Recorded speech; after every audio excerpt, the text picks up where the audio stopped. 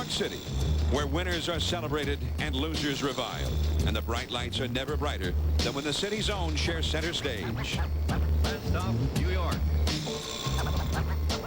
Last stop, New York, the capital of the world. I love that walking to have another slice. Oh, what a play. Looking up, and it's out of here! New York, New York, the mecca of the East Coast. I love It is high. It is far. It is gone. Oh, my. I'm back to win the ball game! Yankees win. Tonight, New York's biggest show goes national in primetime. It's Game 3 of the Subway Series, the Mets and Yankees on Sunday Night Baseball.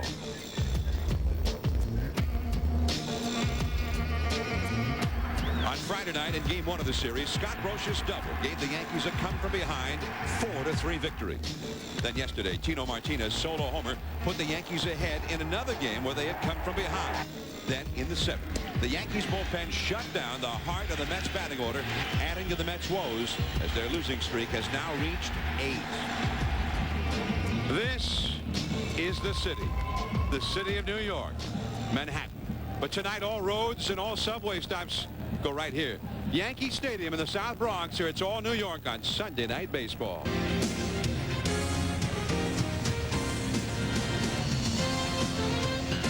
Give me your poor, give me your tired, give me your 8-game losing streak teams. Perhaps the Statue of Liberty can serve as an inspiration to the New York Mets tonight.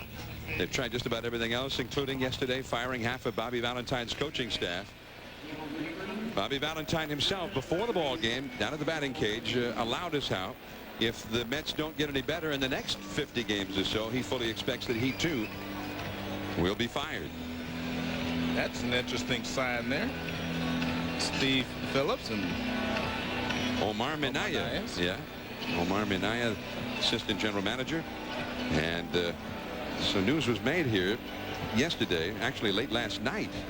Although Steve Phillips said, Joe, that he had decided to make this change on Thursday and said even if they'd come in here and had swept the series, he still was going to make these changes.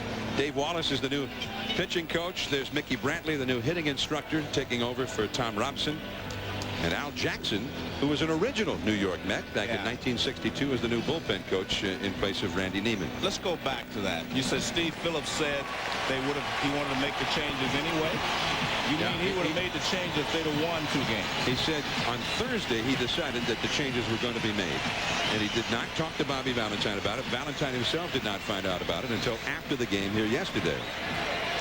The Yankees, the reigning champions of the Major League Baseball world, take the field, and here is the Pepsi New York Mets batting order. Roger Cedeno, who leads the majors in stolen bases, even though he's only played about half the time in left field. Our Edgardo Alfonso, second base. John Olerud at first base.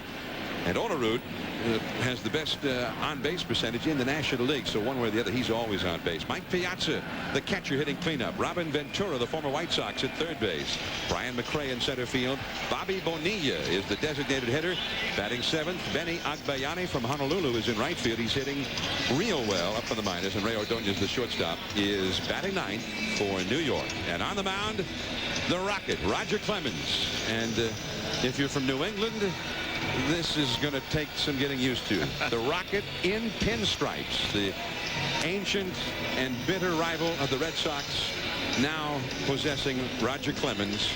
And of course there was a great Red Sox pitcher about 80 years ago who made that switch from Boston to New York. Of course he became a great home run hitter. Once the trade was made, that of course was the Babe. And some say, Joe, that the Red Sox have not recovered yet from losing the Babe to the Yankees. The scoreboard shows in that time, Yankees 24 World Championships, Red Sox none. Speaking of the Babe, there is the Babe, and he was a great left-handed pitcher in his day. And Roger Clemens is the reigning Cy Young Award winner in the American League. He's won 5 Cy Young Awards. And he is an overpowering pitcher when he is right. And as we all know, he's coming off the disabled list, so he's not 100% healthy yet. This is the defense behind Roger. And, of course, the focal point of this defense is the middle of the diamond, and that means Derek Jeter. And you've got Jeter playing shortstop, one of the best defensive shortstops in baseball, and maybe he has the best throwing arm of any shortstop in baseball. But he just continues to improve, and he continues to amaze me. Every time I see him play, he just looks like he's better than the last time. Well, that's what they all say about him, that he continues to work, and he has this voracious appetite to learn, to get better. Roger Clemens taking his final warm-ups, 36 years of age now. And before they took the field, Joe, after he warmed up in the bullpen, he was invoking some of that Babe Ruth Monument Park karma. Well, maybe he's doing that because, you know, he knows what the Babe meant to Boston, and he came from Boston here to New York. They kind of kinship there. Oh, he and the Babe have that. Definitely, they have that in common. And of course, great things began for the Yankees when the Babe got here so many years ago. For Roger Clemens, the one goal, you mentioned all of those Cy Young awards, all of the greatness that Clemens has brought to the teams he's been with, but the one goal that has eluded him, Clemens has never won that World Series ring. And he's hoping to change all of that with New York this year. So here we go, the Yankees and the Mets. Clemens with a 95-mile-an-hour heater for a called strike to Roger Cedeno, the former Los Angeles Dodger. A trade that didn't get a whole lot of publicity, but for Cedeno's part in it, but he's hitting .321 and leading the majors in steals as he bluffs the bunt. And Joe, I mean, Ricky Henderson went on the disabled list for a while. Cedeno's playing time increased, and in the last 28 games that he's played, he has stolen 25 bases in 28 games. Well, they need some speed because the middle of their lineup is very slow. So you have to add some speed at the top. There's Ricky Henderson. He's sitting out tonight's ball game. He's got a few aches and pains. The bunt is foul. 1 ball and 2 strikes. Yankee Stadium is all filled up. The first 2 games played before around 56,000 each one, Friday night and then yesterday afternoon. And this big ballpark of the Bronx, which is played host to more major games, championship games, World Series games than any other, has been rocking all weekend. And Clemens with the splitter strikes him out. Also with us tonight is Rich Eisen. Rich. All right, John. Well, I am in section 39 with the bleacher creatures who chant the names of the Yankees until they acknowledge them.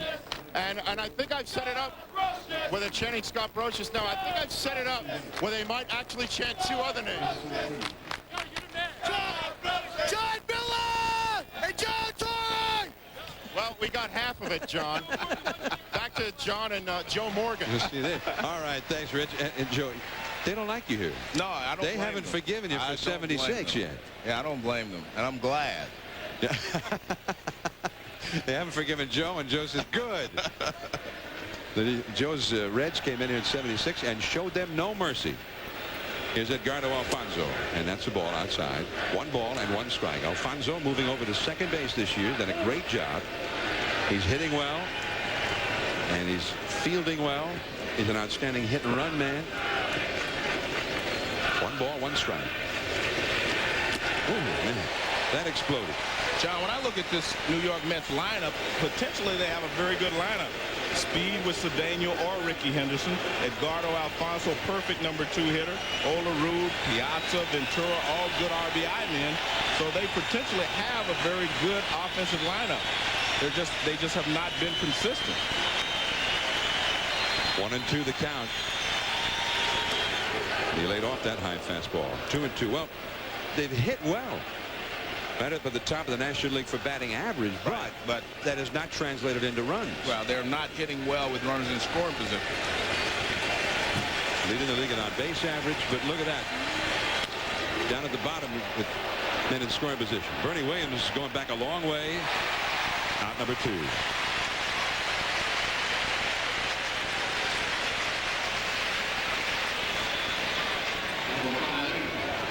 No. Now John Olerud. Olerud having another outstanding beginning to his season for the Mets. .333 average, 9 homers, 18 doubles, 38 runs batted in. Olerud came into the day 9th in the National League for batting average. 2 down, nobody on. And it's interesting because he's a good left-handed hitter, but he has not had much success against Roger Clemens. And he's faced him quite often in the American League. A couple of former American leaguers. And that has sinking action to it to the outside.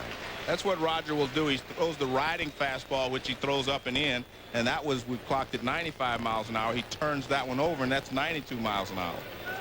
1-1. And a changeup at the knees. Strike 2.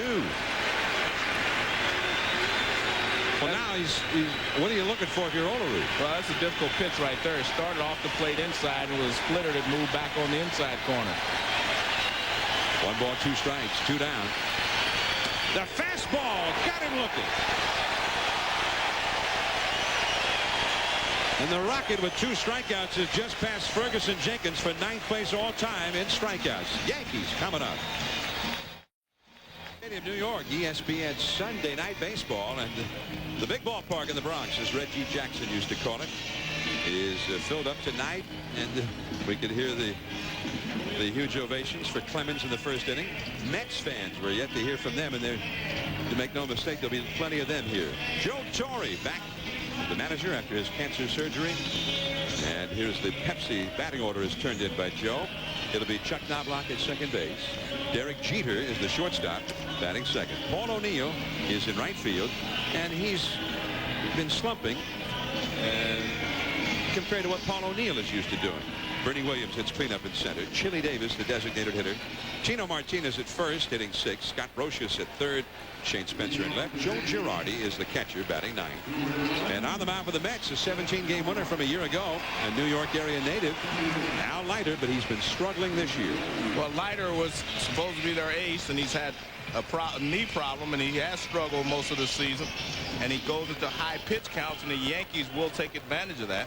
He needs to be able to throw strikes. He has a good tailing fastball. He throws a cutting fastball, a cutter that moves in on the right-handers, and he has a good changeup.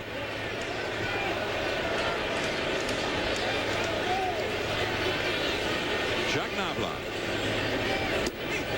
Fastball is in there for a called strike.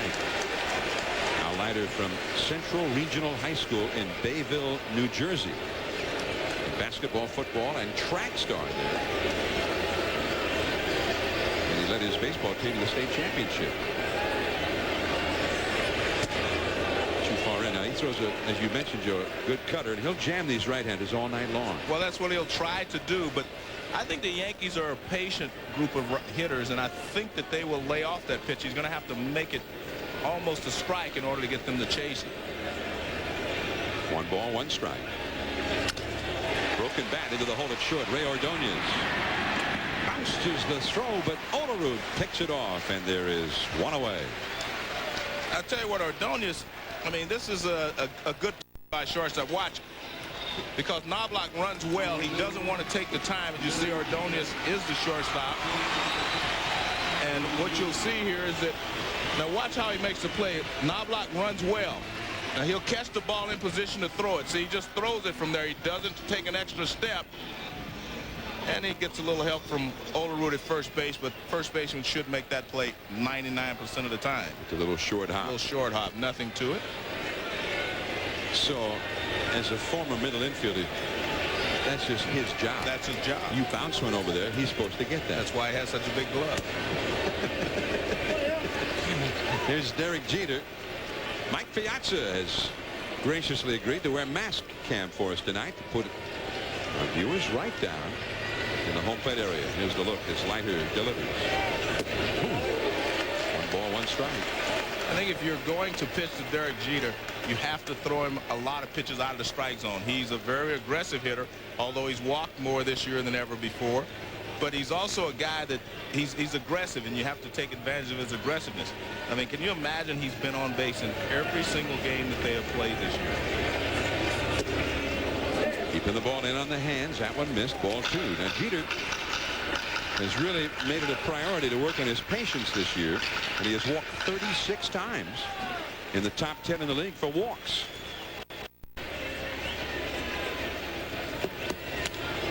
That is right to third baseman Robin Ventura. And Ventura, who's played here many times in all of his years with the White Sox in the American League, throws out Jeter. 2 men gone in the first inning. I was talking about the Mets having a pretty good ball club. I mean, they're really good defensively on the infield. They're not as good in the outfield defensively, but I mean, you've got Ventura, who's won a Gold Glove. You've got Ordonez, who's won a Gold Glove, and Alfonso's a very good first baseman. Second baseman. Olaru's a good first baseman. So this is not a bad ball club. I mean, you know, they've got some pluses on their side. Paul O'Neill, and the slider outside and low for ball 1. Well, some scouts will tell you that they have the best infield defense in the National League, and they have not made many errors, fewest in the National League. Alfonso over at second. He made the move from third base, and he was one of the best third basemen defensively in the National League. Had no problems about making that move, and he's done extremely well at second. Robin Ventura, of course, won some Gold Gloves in the American League with the White Sox. And they all, by the way, on both teams are united in their praise of this Yankee Stadium infield. I mean, a few years back, people really criticized this infield, but now they're saying it's one of the best. O'Neill off his foot. 1 ball and 2 strikes. That hurt. Yankee Stadium, South Bronx, and there's the subway stop just outside beyond center field here at Yankee Stadium. In the old days, you used to be able to see the subway cars going by. I think, Joe, as you were telling me off the air, that's the 4 train. Oh, yeah, that's 4. That's our favorite. Yeah, that'll take you where you want to go. Well, right now, sorry, guys, go ahead without us. We want to be here. 2 down, nobody out. 1 ball, 2 strikes. 2-2. And so far in this ball game, Leiter has been able to throw strikes to both Knobloch and Jeter, and he got out in front of O'Neill. So he had a real nice hop to his step when he went out to the mound. He kind of ran out there and gave it a little jump when he went to the mound. I think he's ready for tonight's game. Strike 3 called on the outside corner, and O'Neill didn't think so. So an impressive first inning on both sides for Leiter and Clemens. Mike Piazza coming up when we return.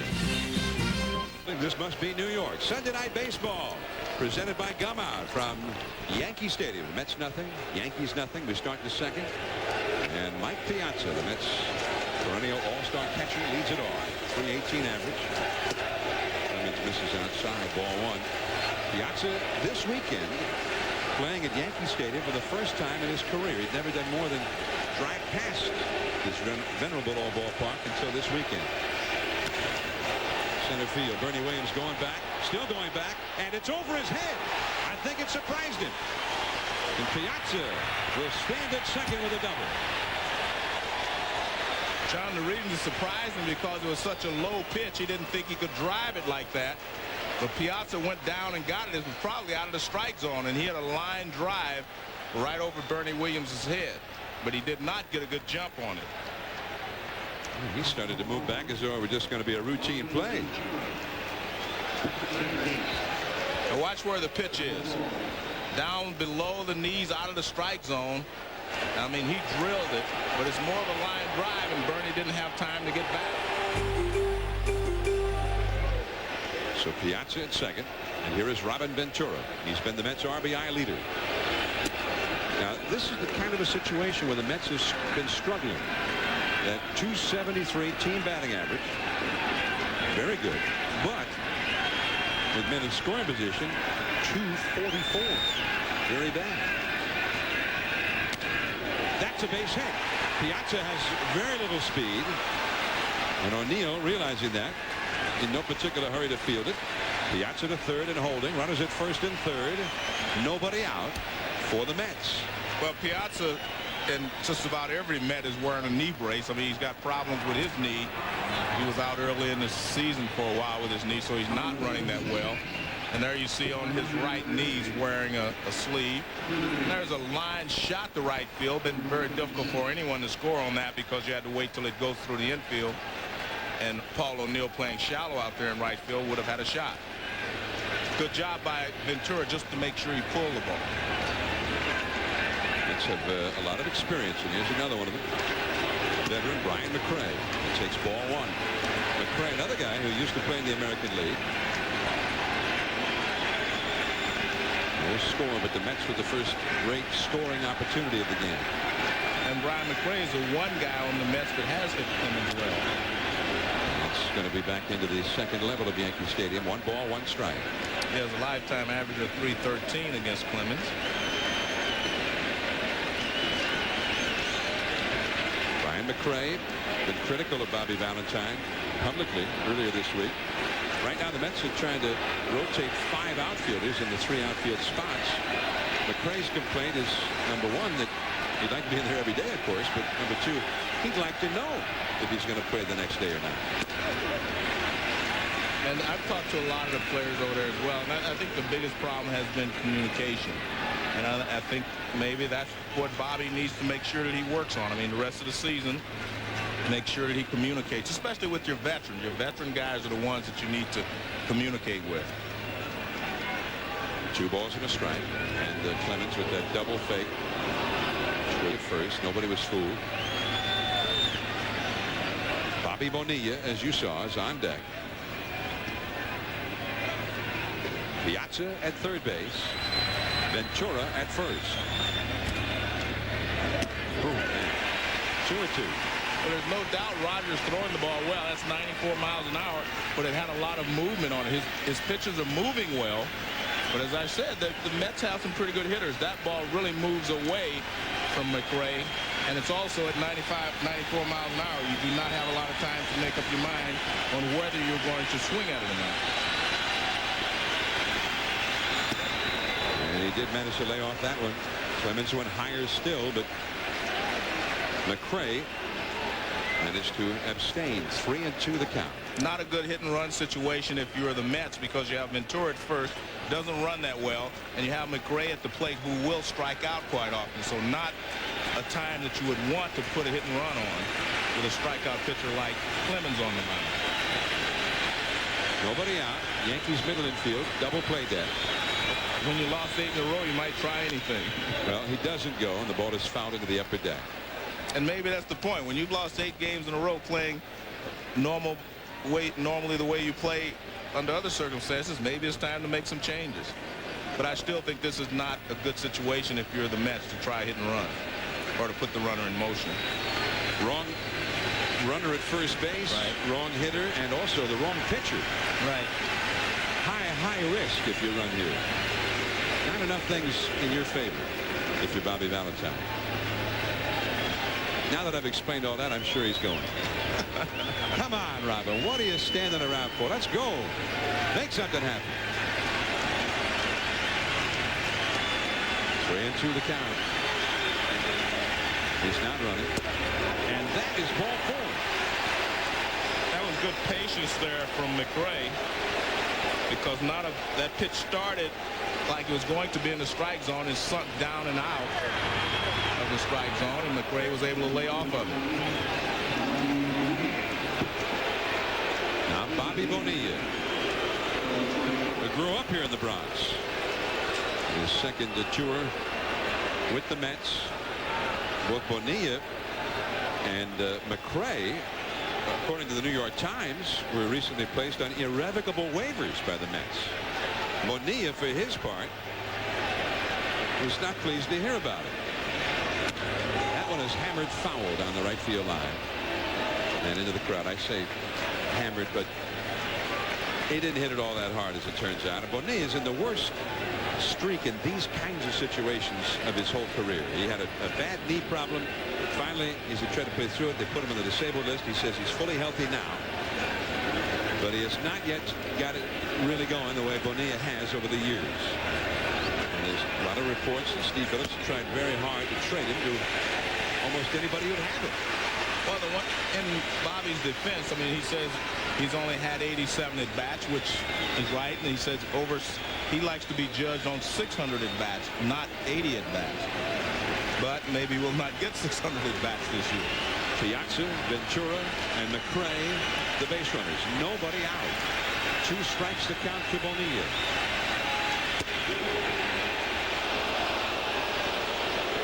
Roger thought he had it. Girardi thought he had it.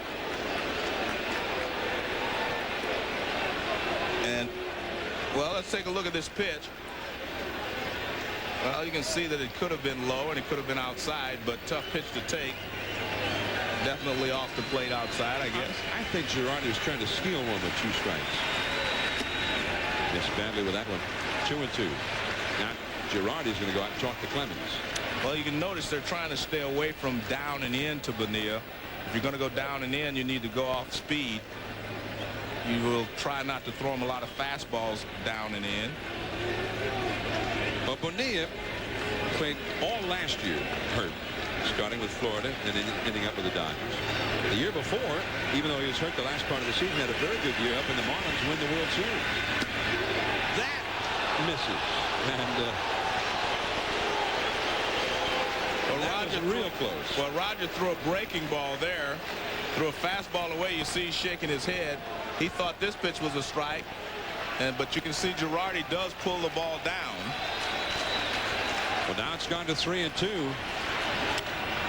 That one is a fair ball, and it is an automatic double. It bounced in and out of the crowd, so 2 runs will score.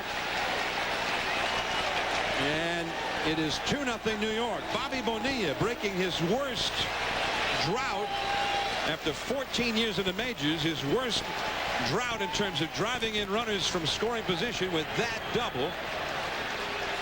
Well, I said you want to stay away from down and in and watch where this pitch is.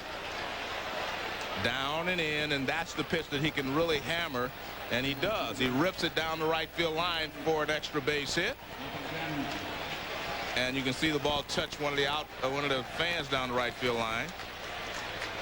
I don't think McRae would have been able to score anyway if the ball wouldn't have hit the fan. It would have been a double. Now Benny Agbayani from Honolulu, Hawaii. His slider is in the dirt for ball 1. I've seen games here where when a fan reached over the railing to interfere with the ball in play, an umpire on that part of the ballpark, because it'll ricochet right to the outfielder, rule a single on the fan interference. So yeah, the Mets might have gotten a little bit of a break, and it was over the wall and hit the fan out of play, because that's an automatic double. Yeah, if it goes into the seats and he touches it. They have a sort of a unique configuration here. There are very few ballparks where the stands jut out so close to the foul line, so close to the bases at first and third. So the Mets have 2 runs home, and they are thinking big inning right now. Agbayani, a hot hitter up in the minors. Just inside. And that strike zone is starting to look real small if you're Roger Clemens. Well, Roger believes that a couple of pitches have been called balls that are strikes, but you watch Girardi, he pulled a couple of them that tells you that they were not in the strike zone. So you can usually tell by what the catcher does with the pitch. And Clemens misses again with the hard slider. 3-1 the count. Agbayani, by the way, is hitting 8th in the order, but his average is .411. He's one of the guys that kind of complicated things here after Bonilla and Henderson went down with injury. He got up and he was extremely hot. Broken back, base hit, right field. McRae scores. Here comes Bonilla. O'Neill cut off by Martinez. A 4-run rally for the Mets, and still nobody out in the second. Well, I'm surprised that Bonilla scored, because it appeared to me that the third base coach was trying to stop him. But you call that a broken bat hit, and it was, John, but it was good hitting by Agbayani. Now watch him. This pitch, a breaking ball away. He's going that way. See, he's not trying to pull the ball. He was going to right field, so it's good hitting. The bat probably just shattered, not because it was off the end of the bat. It just broke. But that was good hitting there by Agbayani, and he gets 2 runners home. And I was right. He did run through the stop sign.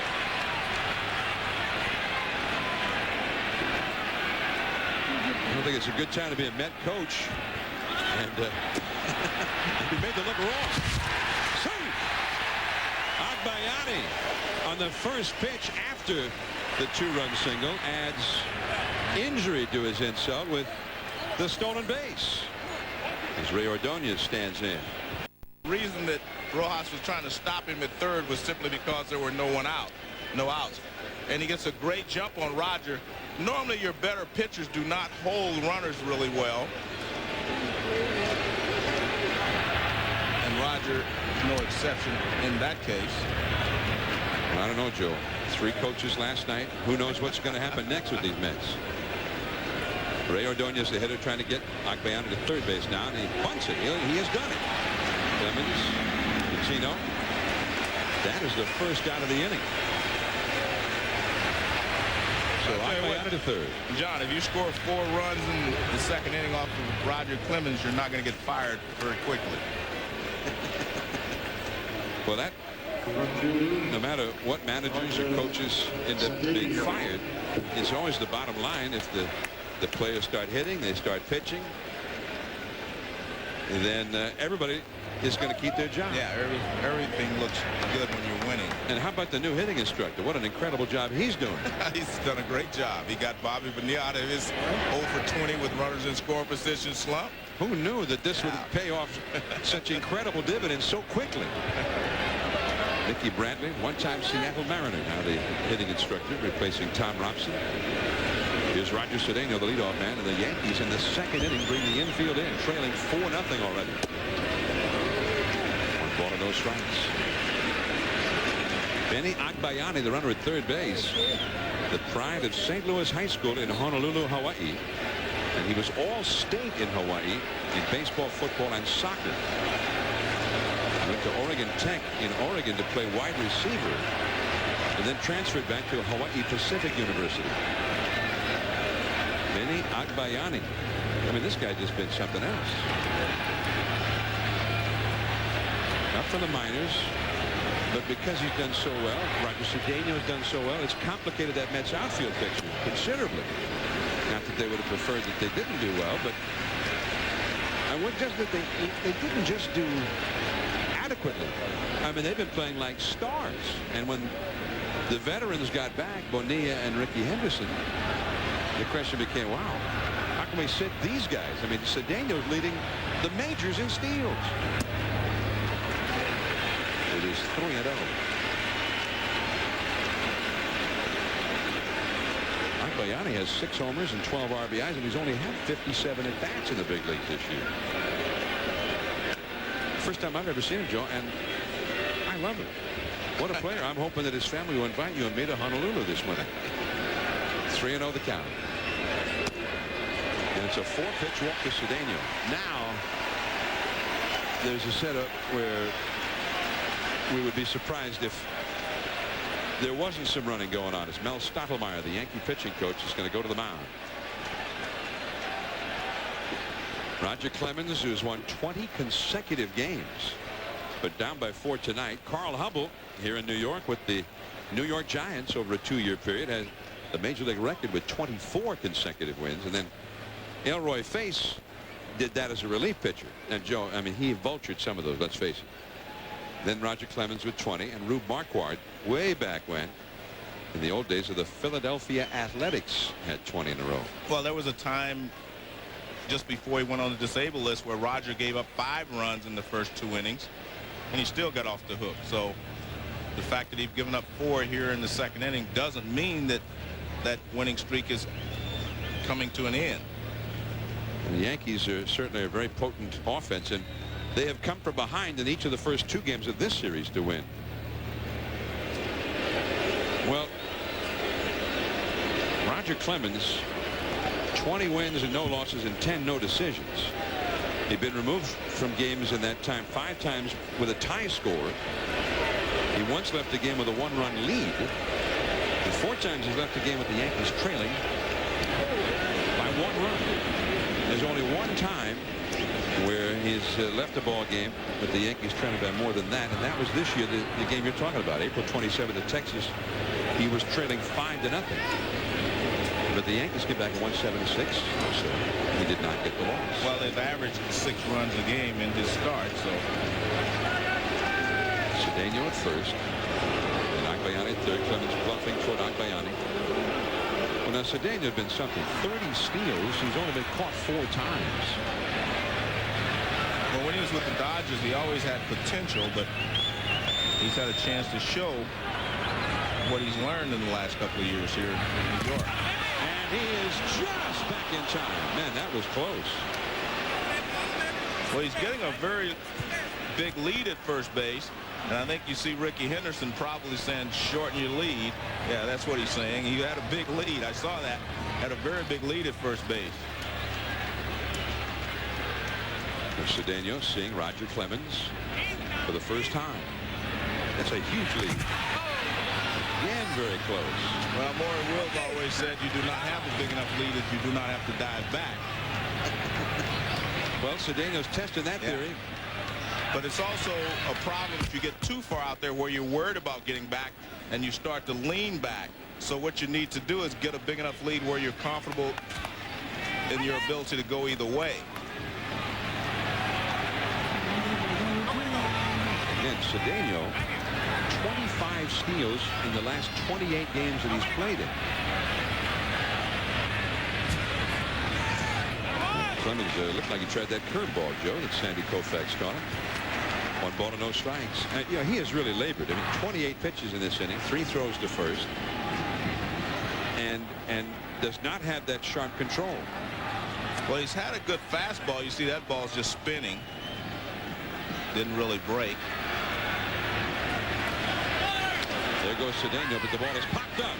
Cedeno's all the way to second base. Tino's got it. Clemens covering. Double play!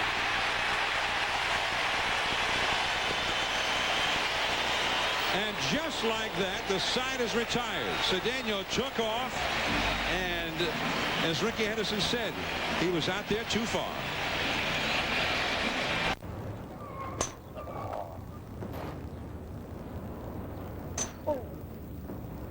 خلاص خلاص يا لوين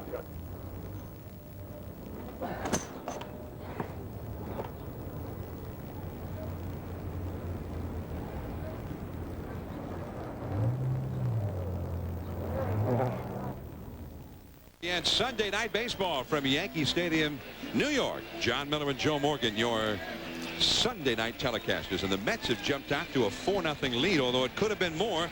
Let's take a look at what happened at the end of the inning. Well, this is obviously a straight steal. You see, he doesn't look in to see where the ball is. He actually just got so far down near second base that he wasn't able to get back. The ball wasn't popped that high, but you could hear Bobby Valentine yelling, "Get back."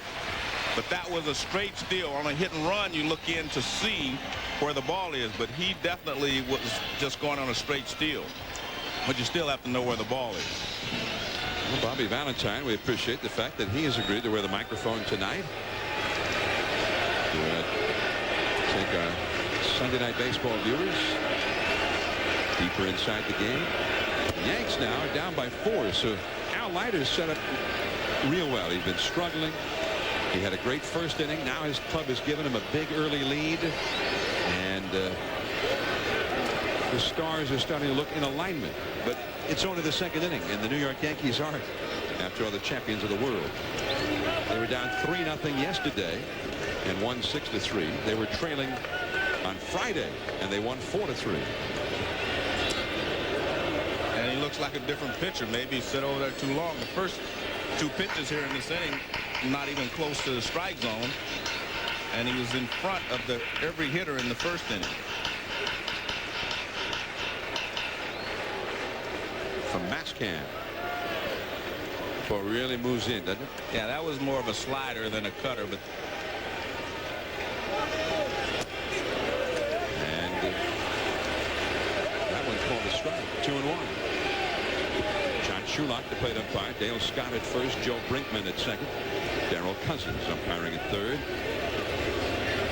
Bernie Williams signed a big, long new contract with the Yanks during the offseason. He's badly outside with it. 3-1. And Bernie has not really gotten it cooking yet this year. Not hitting for power, but on the other hand, his average for the year is .343. and he has much more power. He has more power from the right side than he does the left side. Much better hitter from this side.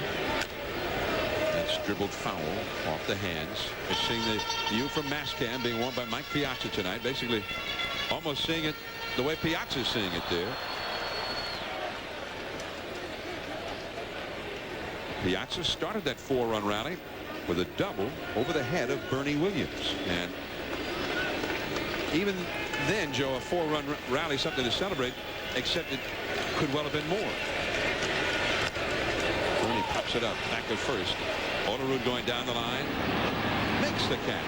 Nice play. Let's go to our colleague Rich Eisen.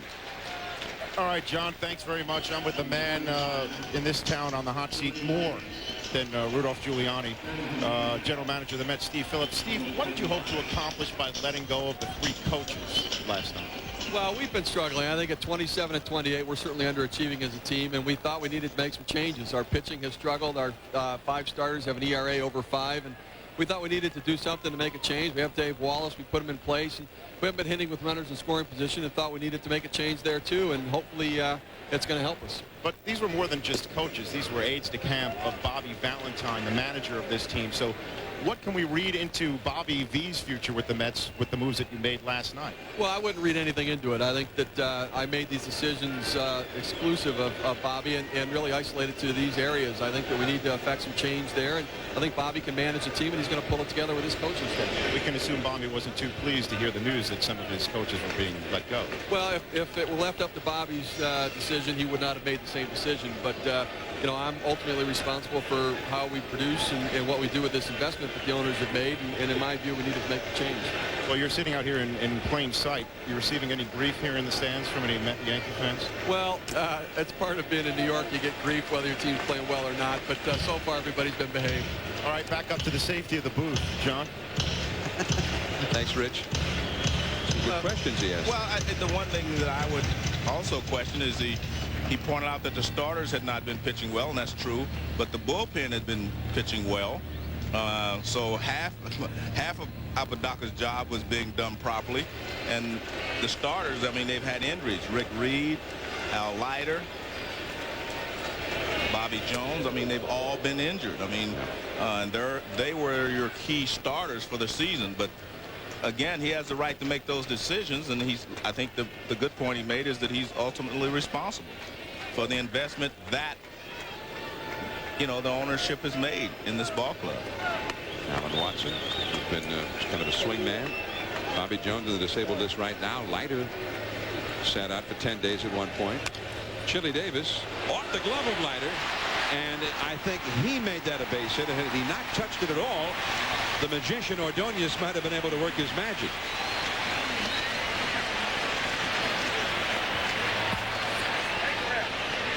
Scored a base hit.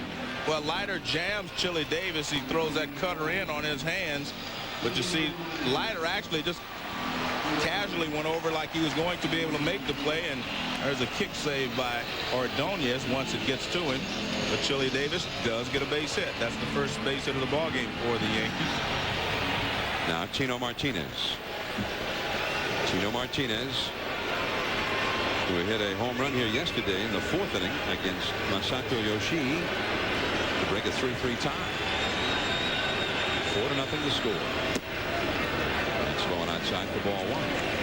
4-0 New York Mets leading the New York Yankees. And Joe, the last time you and I were here was to broadcast the World Series on ESPN Radio, and the San Diego Padres could not hold these kinds of leads against the Yankees last year. Well, last year the Yankees were, averaging 1 more run per game anyway than they are this year. They were a much more awesome ball club last year. As we pointed out, Paul O'Neill, some of the other hitters aren't. That one at short. Ordonez for 1 to first. 2 double play. And the side is retired. The Mets trying to snap an 8-game losing streak. The big ballpark in the Bronx. Olerud, Piazza, Ventura, the big guns coming up. Stadium in the Bronx, New York. And the New York Mets are coming up with their big hitters against Clemens here in the 3rd, having already put 4 runs on the board in the 2nd. John Olerud, then Piazza and Ventura against Roger Clemens. Olerud struck out looking his first time. Olerud, who lives in Manhattan during the baseball season with his wife and their young child, born last September. And you wouldn't have figured in Olerud's day in Toronto that he'd be a Manhattan kind of a guy, but he loves it. And that changeup misses. 2 balls and a strike. Now, had Roger Cedeno managed not to get doubled up to win the previous inning. Olerud would have come up. Then Piazza behind him. The Mets might not have stopped at just 4 runs in that first inning. So the Mets hurt themselves. Cedeno with the base running mistake, getting doubled up on that play. He's a young guy, still learning. That's a mistake, and the Mets will hope that he'll learn from it and it'll never happen again. And that's a base hit for Olerud.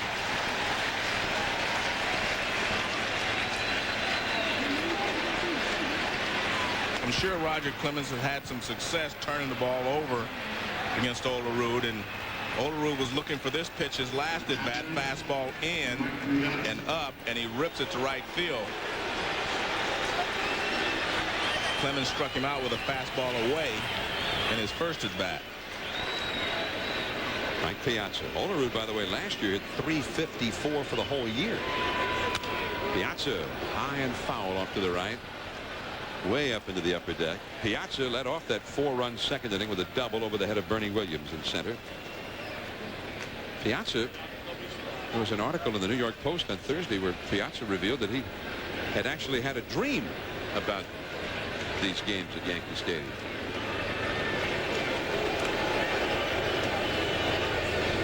In the dream, his team's down by a run in the ninth, and he comes up and hits a 2-run homer. But then he awakens from the dream before he finds out how the game itself actually turned out in the bottom of the ninth. But in reality, yesterday he struck out in that situation. Mighty Piazza struck out. No joy at Shea. In Yankee Stadium last year, of course, Sunday Night Baseball saw the Yankees and Mets over at Shea. This year at the big ballpark in the Bronx, the famous facade which now adorns the outfield area. Famous characteristic of this ballpark, which opened for business back in 1924. Piazza hits one deep into Death Valley, way back there.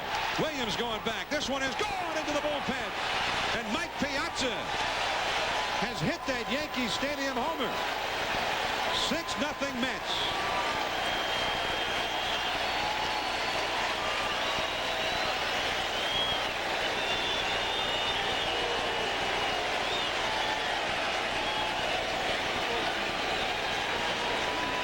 Well, this was supposed to be a splitter down, but he didn't get it down, and Piazza puts a charge into it. That's a splitter, and it just kind of stays right there.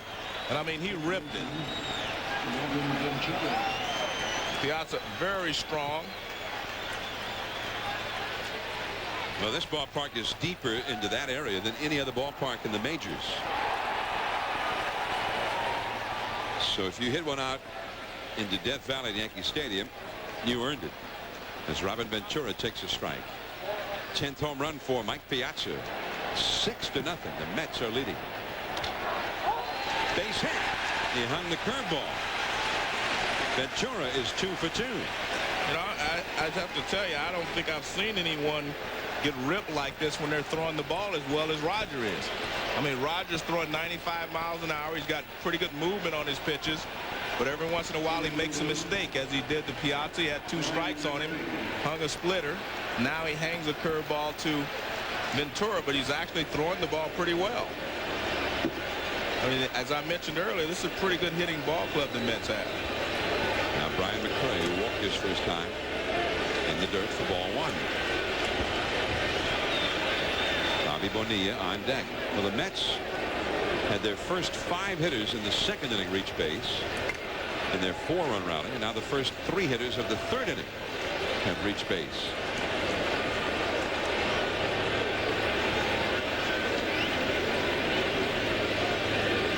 Yankee bullpen is getting busy now as Clemens continues to struggle.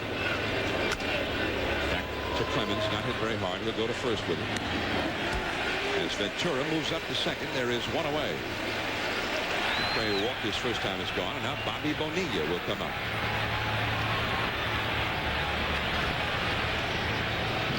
Todd Erdos, the right-hander. Todd Erdos, E-R-D-O-S, warming up in the bullpen. Yankees pretty much the same ball club in many respects as the one that won so many games last year, 114 in the regular season. But where they're really different is that bullpen. Familiar names are missing right now. Bobby Bonilla drove in the first 2 runs of the game with a bases loaded double. Takes a strike on the outside. And you can make sure, you can rest assured that he'll stay away from that down and in pitch to Bobby Bonilla. He may bounce one down and in, but he will not give him a pitch to hit down and in again.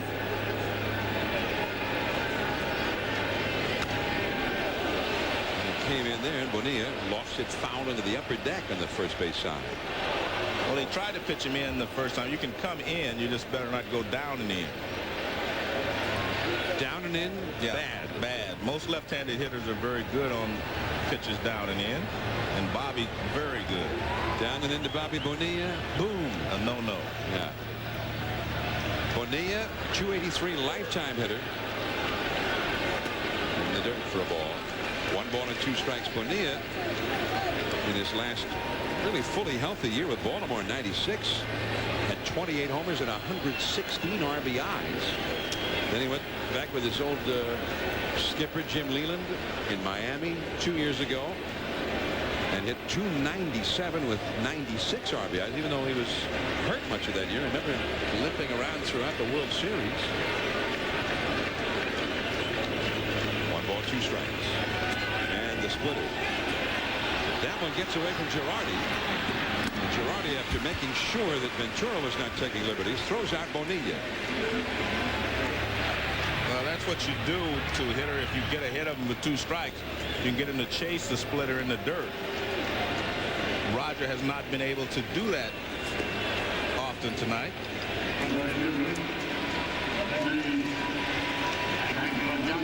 Now Benny Agbayani. Well, you know, Joe, it's interesting the debate that goes on in these interleague games. American League teams feel that they're at a disadvantage when they National League Park because they can't use the DH, which is for most American League teams is a top hitter like a Chili Davis for the Yankees. On the other hand, their pitchers have to bat and they never bat. When the National League team comes to the American League Park, you could make a case, for instance, for the Mets tonight. They got 5 outfielders and 3 outfield spots. Well, they can DH one of them. This is definitely their best ball club that they have on the field tonight. That's a strike with a sinker. 1 ball, 1 strike. Now, later on in July, the Yankees will have to play at Shea. Chili Davis probably won't be able to play unless he plays first base.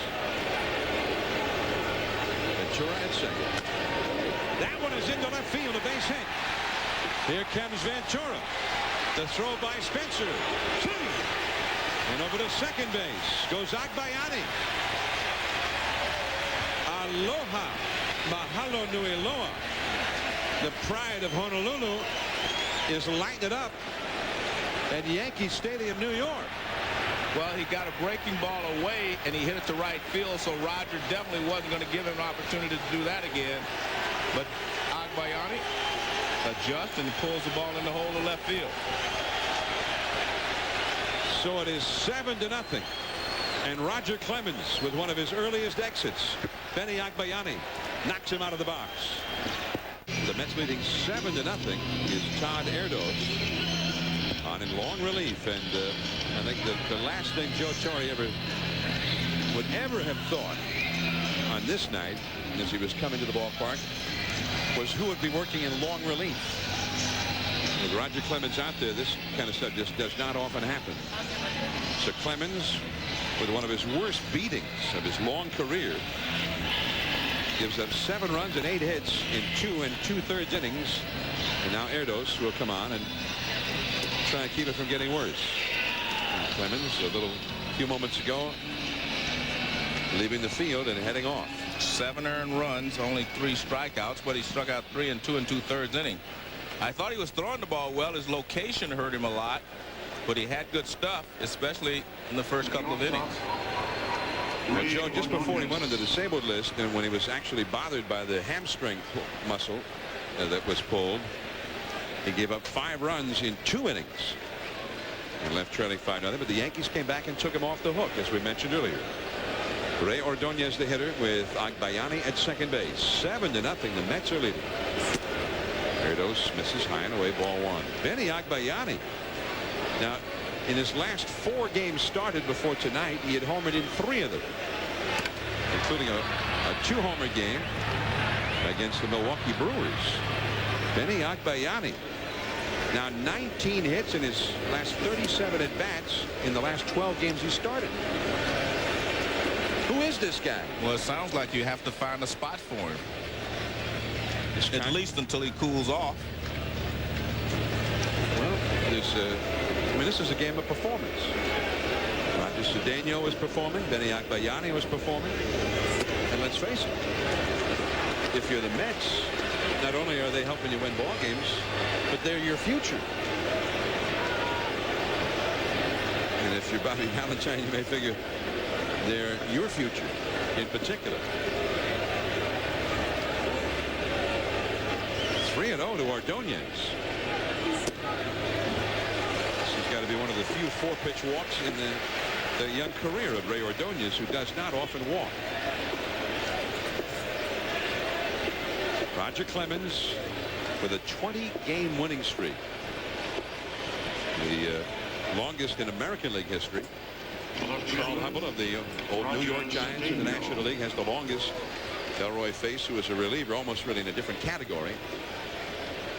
So Clemens' long winning streak is definitely in jeopardy right now,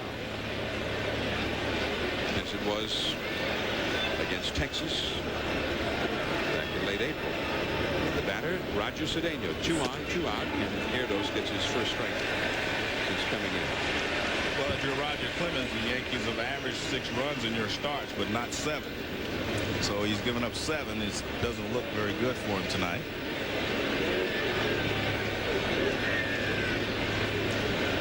Cedeno has struck out and walked.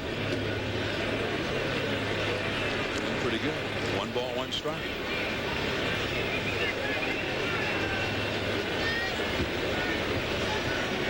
Clemens had only 1 time in his last 30 starts during that 20-game losing streak been taken out of a game where he was behind by more than 1 run. And tonight is the 2nd time that has happened. So there's certainly an element of luck involved. Carl Hubble, when he had the 24-game winning streak, 3 of those victories came as a relief pitcher. Hubble not only was the Giants' best starter, he was their best reliever. Well, to have any kind of a winning streak or a hitting streak, you have to be lucky and good.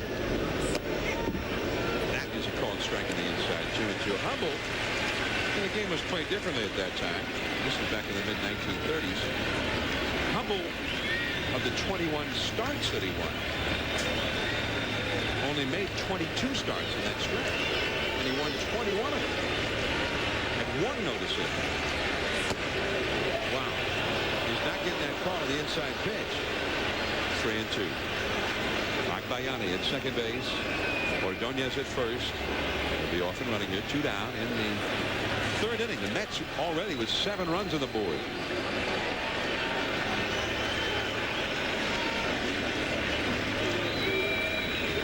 The runners take off. Struck him out. Cedeno goes down. For the 2nd inning in a row, 8 men back. The Mets are leading 7-0 after 2.5. It's just the 7th place hitter for the Yankees, batting for the first time. The Mets leadoff hitter, Roger Cedeno, has already been to the plate 3 times. And back to the screen. We're not yet completely through. The Yankees line up 1 time. The Mets have a 7-0 lead. And of course, last year, Brocious at the bottom of the order was a real key figure for the Yankees. And in this latest run where they've been playing well, he has been hitting well again. He's the guy that I think he's a very key figure in this Yankee ball club, because with Chili Davis hitting 6. 1-1 the count. 3-1. You get a lot of opportunities down lower in the batting order to drive in runs. And he did a great job with that last year. Brocious, the MVP of the 1998 World Series. Ordonez. Nobody does it quite the way Ordonez does it. One away. Well, he plays a position differently than anyone that I've ever seen. I mean, that play there, I mean, is not the way that your regular shortstop makes it. Now, you wonder why he slides down there. Well, maybe he just wants to stop his momentum, and he gets up and throws a strike to first base. It wasn't a play where he didn't dive. He actually slides into it, gets up, and makes the throw. As long as you can make the play, you do it the way you want. Jeter, on the other hand, probably would have reached out, grabbed that with one hand, and turned and made the throw. Well, one thing is Ordonez is not your regular shortstop. I mean, he has a tremendous sense of balance and timing. That ball popped up by Shane Spencer, and that is out number 2. Let's go to Trey Wingo for an update. All right, John, Gumout takes us to the Bob, and you can't say that enough. Rangers and D-backs. Damian Miller goes the other way off Rick Helling down the line. On the play, Travis Lee will score as the throw is not in time. But behind him, Miller tries to stretch it, and Pudge guns him down. We're tied at 1. John and Joe, back to you. Don't run on Pudge. Well, that's a National League team. They haven't seen enough of him yet to know better. And strike 1 to Joe Girardi, the 9th place hitter. 2 down, nobody on. Broken back. Ordonez. Wow. Throws it in the dugout. Well, that was a situation where I thought Leiter should have been able to make the play anyway. He intentionally let it go because he thought he was off balance, and I guess he assumes that Ordonez can catch everything. Now watch this play. Watch where Leiter ends up. Now here's the ground ball back. Now watch. See, he just kind of lets it go, and it makes it a tough play for Ordonez. I mean, he just tries an impossible play. That's one of those situations where you should just hold the ball, especially with 2 outs. But he tries to make the play and throws it in the dugout. Now you have a runner in scoring position. And that's why a lot of good fielding shortstops make a lot of errors, because they always think they can make the play. Well, Girardi is a catcher, but he doesn't run like most catchers. Excellent speed. He was already past the bag as that one was flying past Olerud. So here is Knobloch. Oh, boy! Strike 1. Knobloch grounded to short his first time. The one thing you have to do, John, when you have a lead, you do not help the other team score. You do not help them out. Make them earn it. Do not walk hitters. Do not make errors. Just make the routine plays. Make them earn the 7 runs if they're going to catch you. You mix in an error here, you walk a guy there, and before long, it can be a ball game again. 1 strike the count.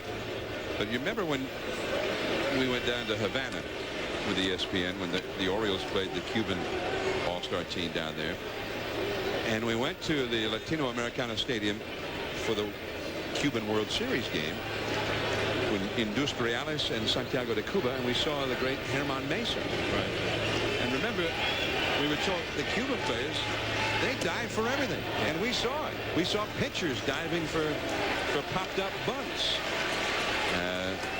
And if they don't make the dive for the ball, they're going to hear about it not just from their coaches and their managers, but from their moms and dads, their aunts and uncles, the relatives, the kids in the neighborhood. And we have seen Ordonez make plays like that, even maybe tougher than that this year. Popped up Ordonez. And that is the inning.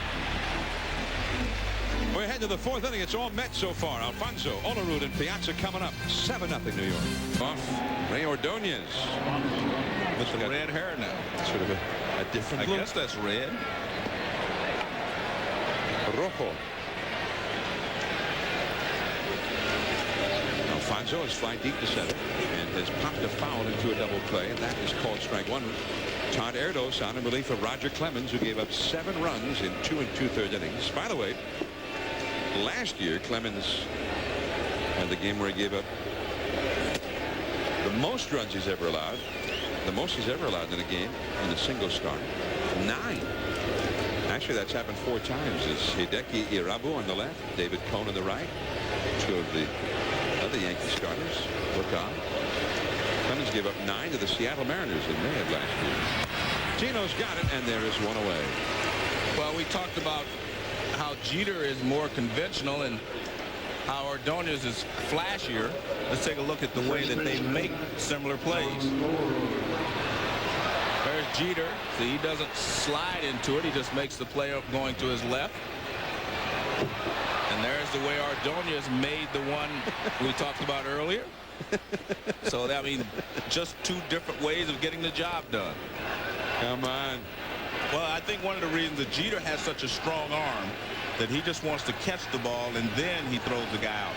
And when Ordonez is going after the ball, he's positioning himself to make the throw as quickly as possible.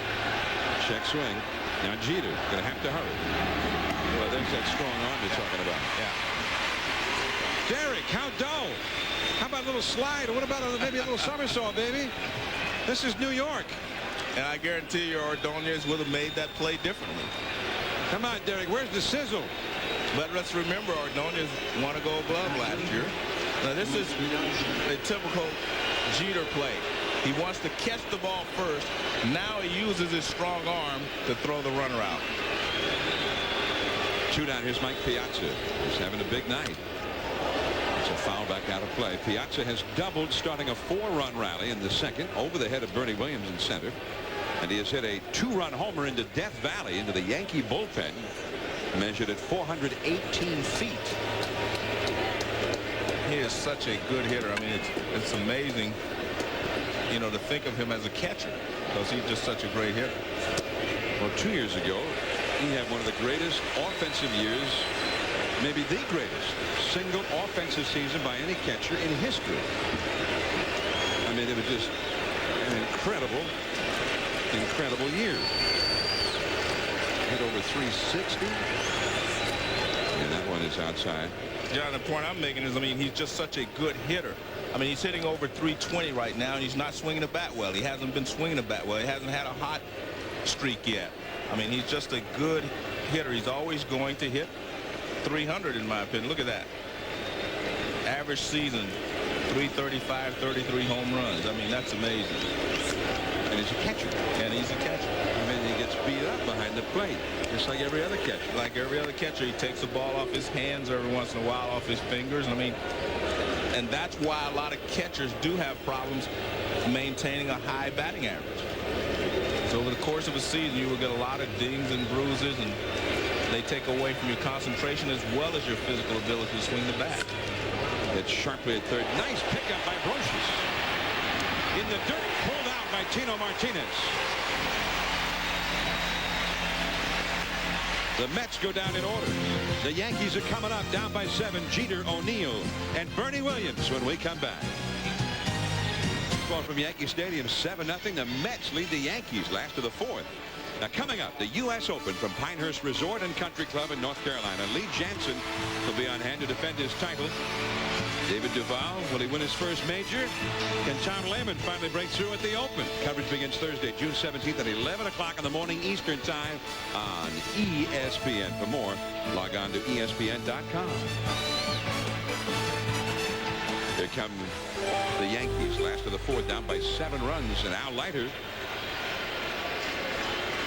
whose pitching coach was fired after the game last night, and certainly Leiter's performance, as well as all of the starters for the Mets, part of the reason that happened. He's been strong tonight, and he gets Derek Jeter on 1 pitch.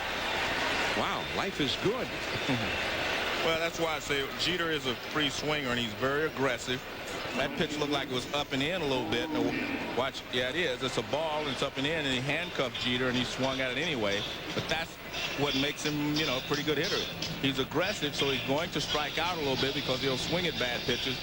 But when you're hitting 374 at the beginning of the ball game, you're doing something right.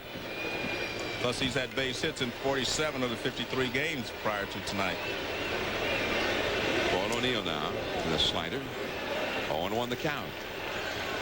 Paul has been struggling a little bit. I mean, he just can't seem to get a rhythm where he has 3 or 4 good days in a row where he's swinging the bat. He'll swing it well one day, and the next day he doesn't. So inconsistency has been his problem so far this year.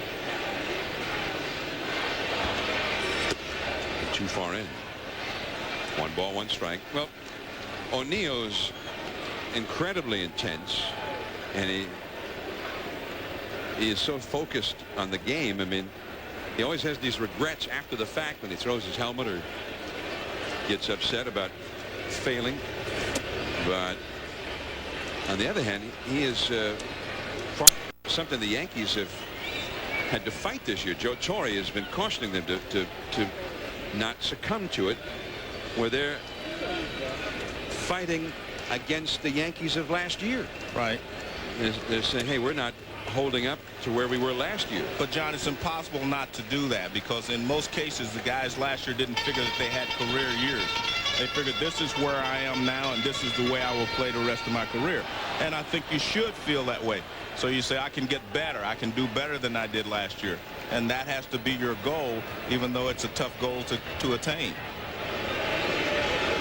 In the dirt. Well, and Torre, as he tells the story, he said he told Paul O'Neill, he said, Paul, you had the 4th best average in the history of the New York Yankees.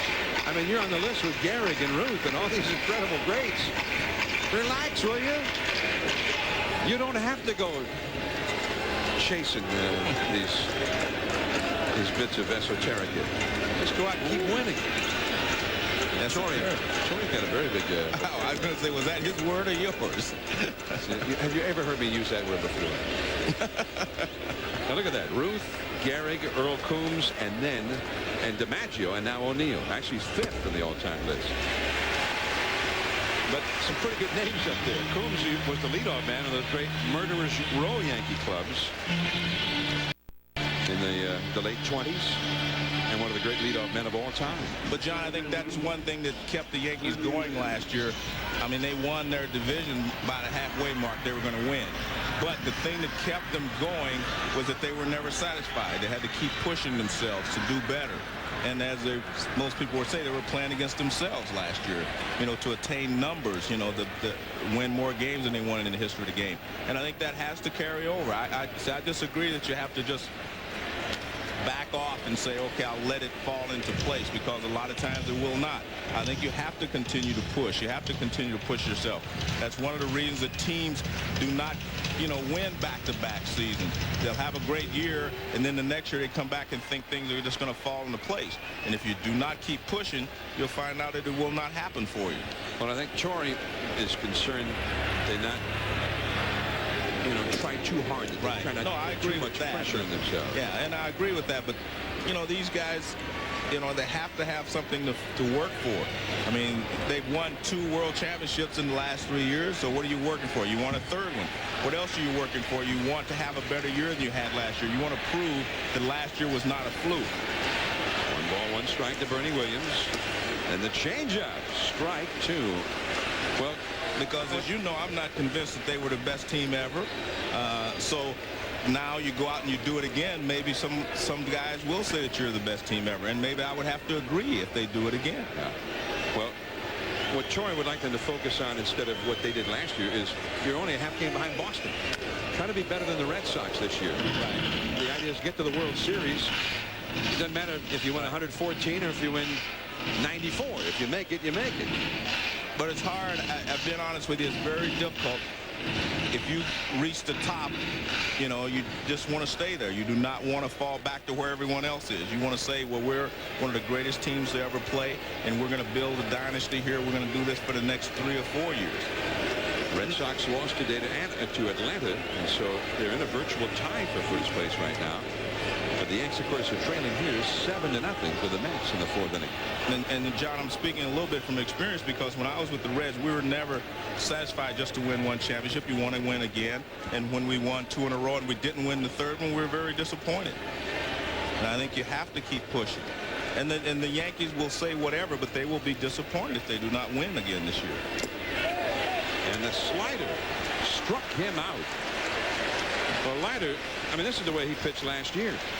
Well, I tell you, John, when he went to the mound today, I mean, he had a little giddy up in his step that I noticed when he ran out to the mound. He got out there and he jumped up, kind of threw his hands up a little bit like, I'm ready tonight.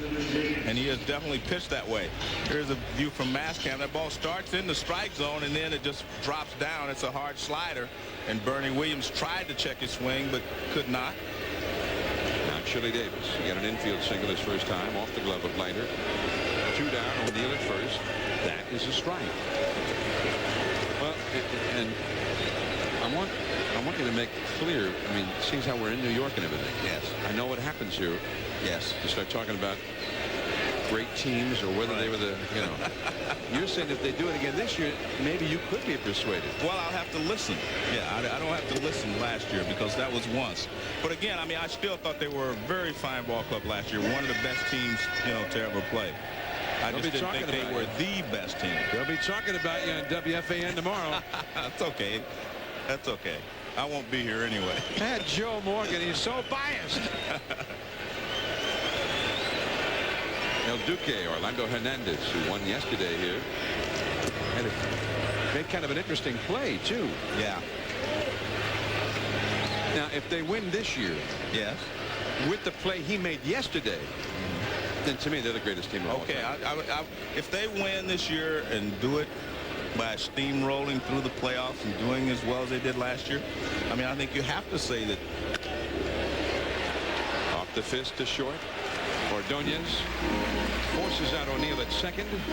7-0. The Mets are leading. Robin Ventura coming up as we move to the 5th inning. Who have won 8 of their last 10, but it's the Mets, all Mets so far tonight. 7-0 Mets. Todd Erdos in relief of Roger Clemens, who was knocked out in the 3rd inning. The Mets had a 4-run second, during which Ventura hit a single, and a 3-run third, during which Ventura singled again. 2 for 2, 2 scored. And that is just off the outside. 1 ball and 1 strike. 2 years ago, when interleague play first began, the Yanks won 2 out of 3 from the Mets in this ballpark.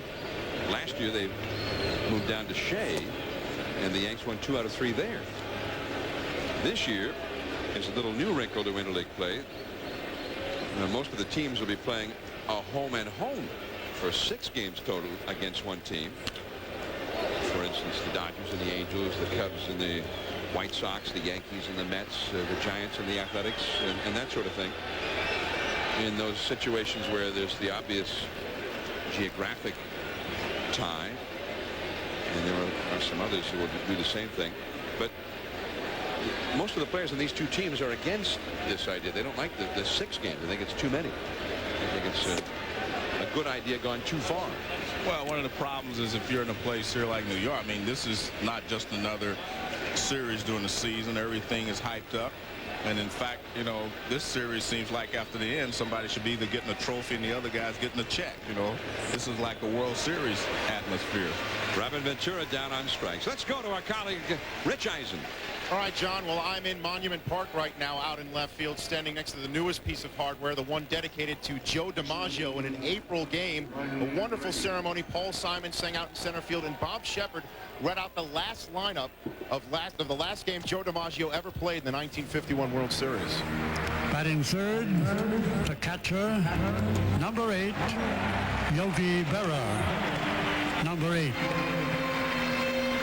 Batting fourth, in center field, number 5, Joe DiMaggio, number 5. Willie Mays actually hit 8 for the Giants that day. And that day, Bob Shepard, when he read out the lineup, 1951 was DiMaggio's last season. It was Bob Shepard's first here at Yankee Stadium. And now in 1999, John, he's just a few feet down from you in the press box. Thanks, Rich. And there he is, the elegant Bob Shepard, speech professor at St. John's University. And for all these many years, the distinctive and outstanding voice of Yankee Stadium. And he also travels across the river to Giant Stadium and works the Giants football games over there during the NFL season. He's my favorite, Joe. He's a lot of people's favorite. Off the left field line. And into the stands. The count 3-2 to Brian McRae, who was walked and grounded out. Bob Shepard. You know you're in Yankee Stadium. You know, it's like hearing a Sinatra song when you hear Sinatra sing it. That means something else. Yankee Stadium is incredible, but when you hear its voice, now you know you're in someplace real special. Off Erdos, barehanded by Brocious, and he throws out Brian McRae. 1-5-3 for that put out. And Girardi had to make sure Erdos is all right. Well, this is interesting. I mean, I don't know why Brocious barehands this ball. Watch. I mean, that's a tough play to make. I mean, just catch it with your glove and throw him out. But that was a very difficult play to make. When the ball is moving that fast, the barehand, the only guy I know that does that consistently is Omar Vizquel. I mean, he just does it routinely. Gene Monahan, the trainer, out to make sure Erdos is all right. While they talk out there, let's go to Trey Wingo for an update. All right, John, 10-10, 9,000 takes us back to the Bob. Matt Williams put the D-backs up 4-1, but in the 6th, Juan Gonzalez only hitting 143 against Andy Bennis. Doesn't matter. His 15th home run. It's now a 4-2 game. John and Joe. All right, thanks, Trey. That's the other ball game going on tonight in the majors, and we'll keep you updated there as we bring you this one from the Bronx. Juan Gonzalez, by the way, now with 51 RBIs.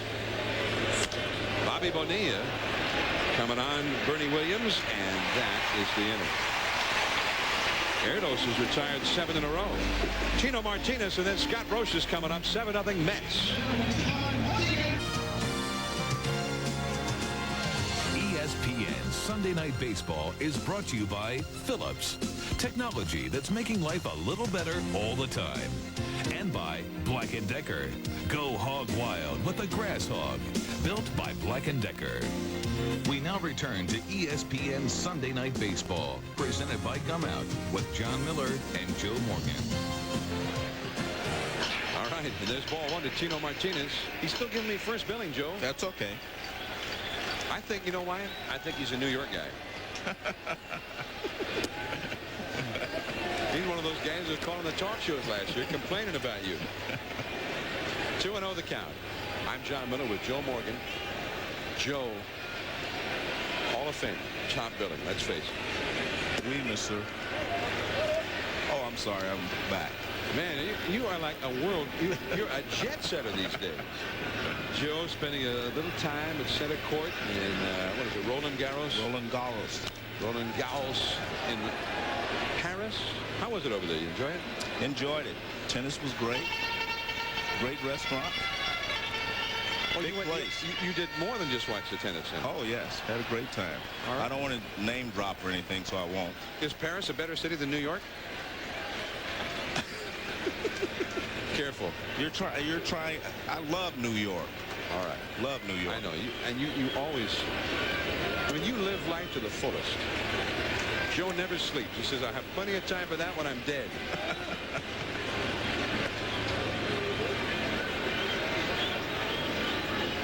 Three and 2 is Al Leiter. Has a 2-hitter going, and he walks Tino Martinez. Al Leiter took 10 days off between his last 2 starts, and during that time he had a chance to compare tapes of his past and current form, and he found out something. Here's what he told us. Just really not much leg drive, not much direction toward home plate. Normally when I'm right, I finish and fall to third base. I've been falling a lot to the first base side, and basically pitchers try to get like a north-south delivery, not east-west, which I've been doing a lot of, and if you fall into the left, you're not able to get your backside over. And, you know, it creates for a bad angle, and also, too, your bearings are off. And it's a called strike to Scott Brocious. John, when we did the game Memorial Day, he was talking about that, but he's still not driving across where he finishes on the third base side. He said that helped him to get the ball in on the right-handed hitters. You see, he's finishing on the first base side. But he's successful tonight, so I don't know if I would change anything. That game on Memorial Day gave up 5 runs in 7 innings. And he was really almost flustered talking about it after. He said, you know, I felt like I had good stuff. But the Reds actually came from behind to win that ball game. And the Reds are playing good baseball right now, so. It's been one of the surprise teams early on in the National League. I mean, they are real high. And that's one of the things, John, you can look at if you look at this Mets 8-game losing streak. They were swept by the Diamondbacks, who were playing excellent baseball. They were swept by the Reds, who were playing very good baseball. They've lost the first 2 ball games here to the Yankees, who are playing very good at this time. So they've run into some hot teams, you know, at the wrong time. I mean, 2 weeks ago, we were talking about the Mets are playing good baseball. They were 7 or 8 games above 500. Got to play. Still 1 ball, 2 strikes. Well, the Reds have won 8 in a row. And they have moved ahead of the Cubs. And the Cubs have been real hot. The Cubs lost today in Cleveland. The Reds won at Kansas City. Houston also lost today. The Reds are only a game and a half out of the Central Division. Even though the man who was supposed to be their ace pitcher, Denny Nagel, has not won a game and has been on the disabled list most of the year. We got some fine young players. Sean Casey. Looks like he got a chance to be one of the great hitters in the game. And he's swinging the bat very well at this point, and he looks like he knows what he's doing in the batter's box. And a guy who has a great respect and great love for the game. Came into the day second in the National League with a .379 average. Sean Casey. Roches moves one, shallow left. That is caught. Agbayani is destroying the Yankees. Let's see, that I have Agbayani out there, but that is Cedeno. I beg your pardon. Cedeno made the great catch. And it was a fine catch. Roches gets jammed, and we get this view from behind the plate, and here comes Cedeno. Usually you make that catch with one hand. He made it with two. Nice play by Cedeno. And Cedeno came up throwing as Chino Martinez had to hurry back to first base. Roger Cedeno, I mean, this guy has got great speed and range in the outfield. We know he can steal a base. He's been proving that. Shane Spencer now, one of the heroes of the month of September for the Yankees, and even in the division series against Texas. This guy got on a roll last year. Back out of play. 1 ball, 1 strike. I watched him, you know, all down the stretch and during the playoffs. I don't think I'd ever seen anyone swinging the bat as well as he had on just about every pitch. When he got a pitch to hit, he did not foul it back. He put it in play and usually hit it over the wall. Look at those numbers in September. 8 homers and 38 at bats. I mean, that's incredible. That's a foul ball. 1 ball and 2 strikes. Spencer got the thrill of not only playing in a World Series, but playing against his hometown team. Shane Spencer, who grew up in the San Diego area. Granite Hills High School out there. He lives now in El Cajon. Gee, I didn't know George was here tonight, Joe. Well, he said he wasn't going to make the series, and then he decided he was coming tonight, so he is here someplace. He said that must be Little George. May have a commercial with George and Little George coming up here. 2-2 the count. Shane Spencer, 1 out, 1 on in the 5th inning. The Mets lead the Yanks 7-0.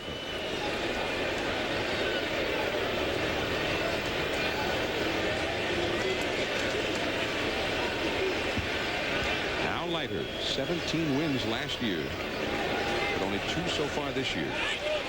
That is ball 3, and over to second base. Opportunistically goes Tino Martinez on the wild pitch.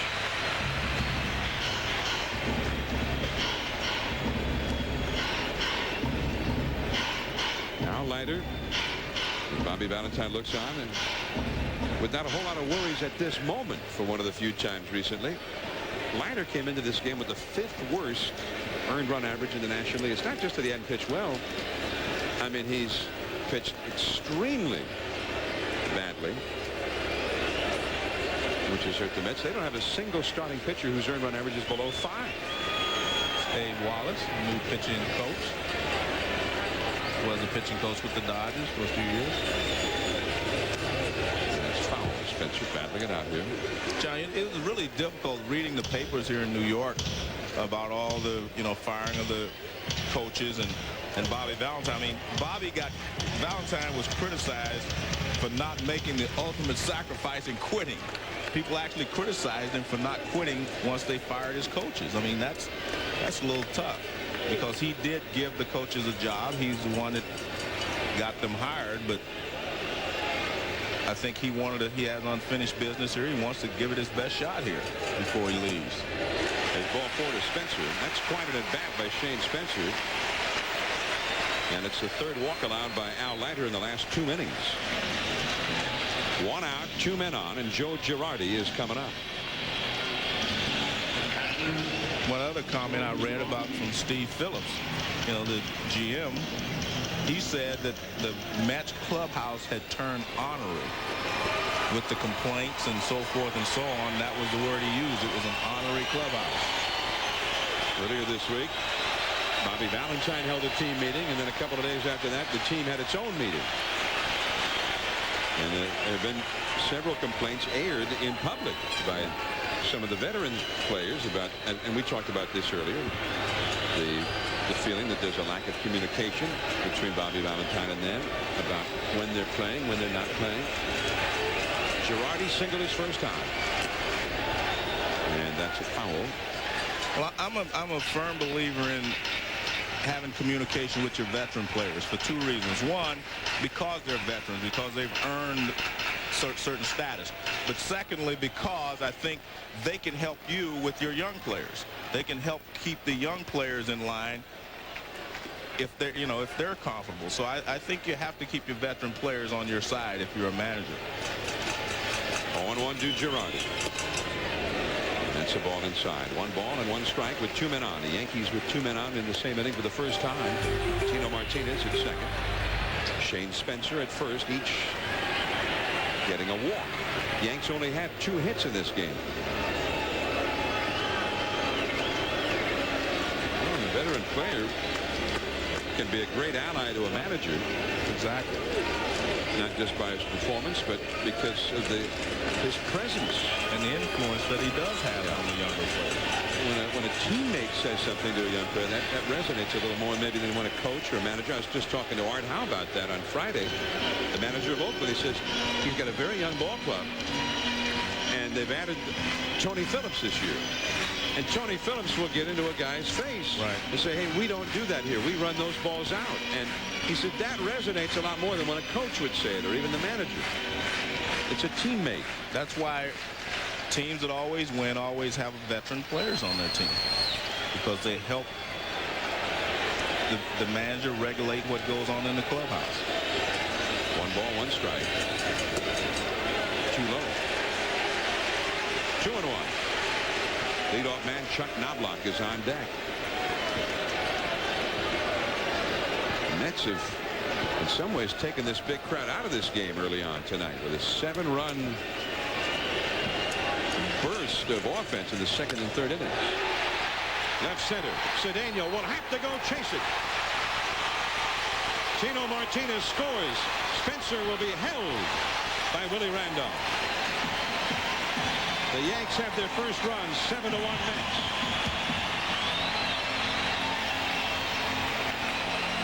John, this is what I was talking about earlier. When you get a lead, you do not help the opposition. You do not walk hitters. You do not make errors. You just make the routine plays, make them earn it. Leiter walked 2 hitters, and now he gives Girardi a 2-1 fastball in the middle of the plate, and he drills it in the gap in the left center field. Good play here by Cedeno. He plays the carom and gets the ball back in, and they hold Shane Spencer at third base.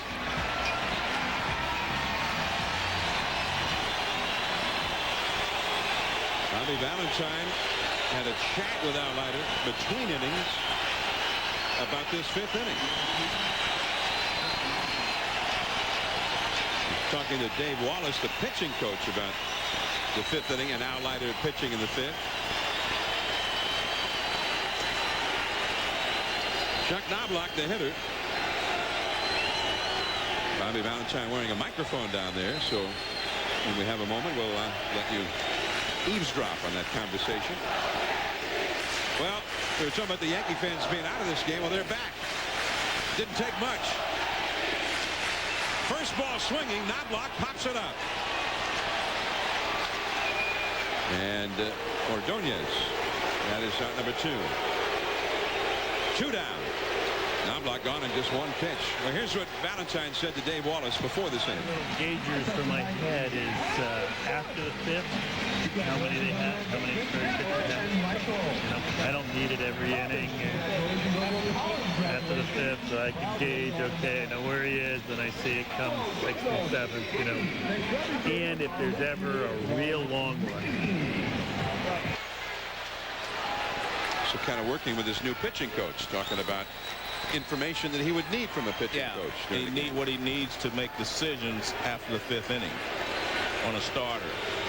By the way, if Bobby were to ask us, we tell him Leiter's thrown 79 pitches for the game, and this is his 25th pitch of this inning.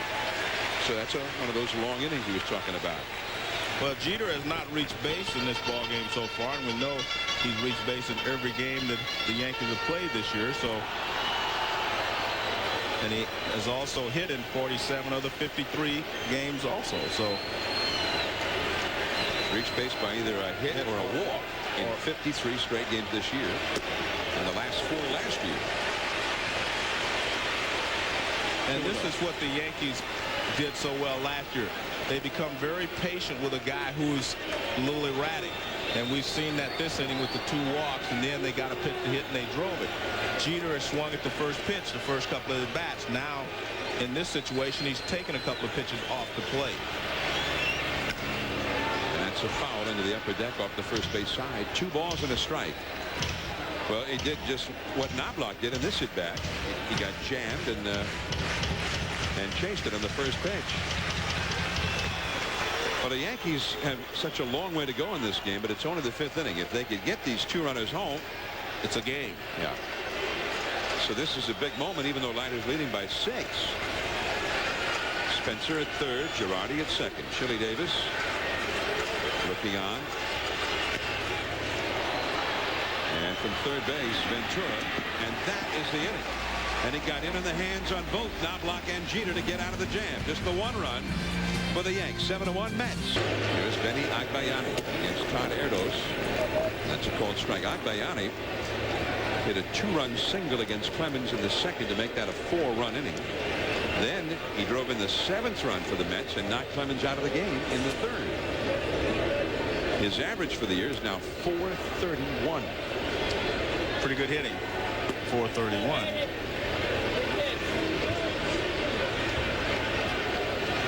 He only had 58 at-bats, but I remember when Wade Boggs came up 1982 with the Red Sox. Carney Lansford was the reigning batting champion, and he was the 3rd baseman. And by later than this, mid-June, Boggs had 26 at-bats. Couldn't get in there. Well, then Lansford got hurt in a play at the plate. Ran into Lance Parrish. Not a good idea. Put him on the shelf for a month. And Wade Boggs was thrown out there at third base because they had no one else. And in that month, he had a chance to show what he could do. And he hit .425. Now when Lansford got back, they said, we got to find a room for this guy. And Chuck Knobloch just did get him. Tino Martinez. Good thing he didn't cut his toenails this morning. Knobloch has had some demons out there on the routine throws, and we just saw a little example of it. Well, I mean, first, he's having trouble catching the ball as well. I mean, he had stiff hands on that particular play. And a good play there by Tino Martinez to reach back and get it with his toe.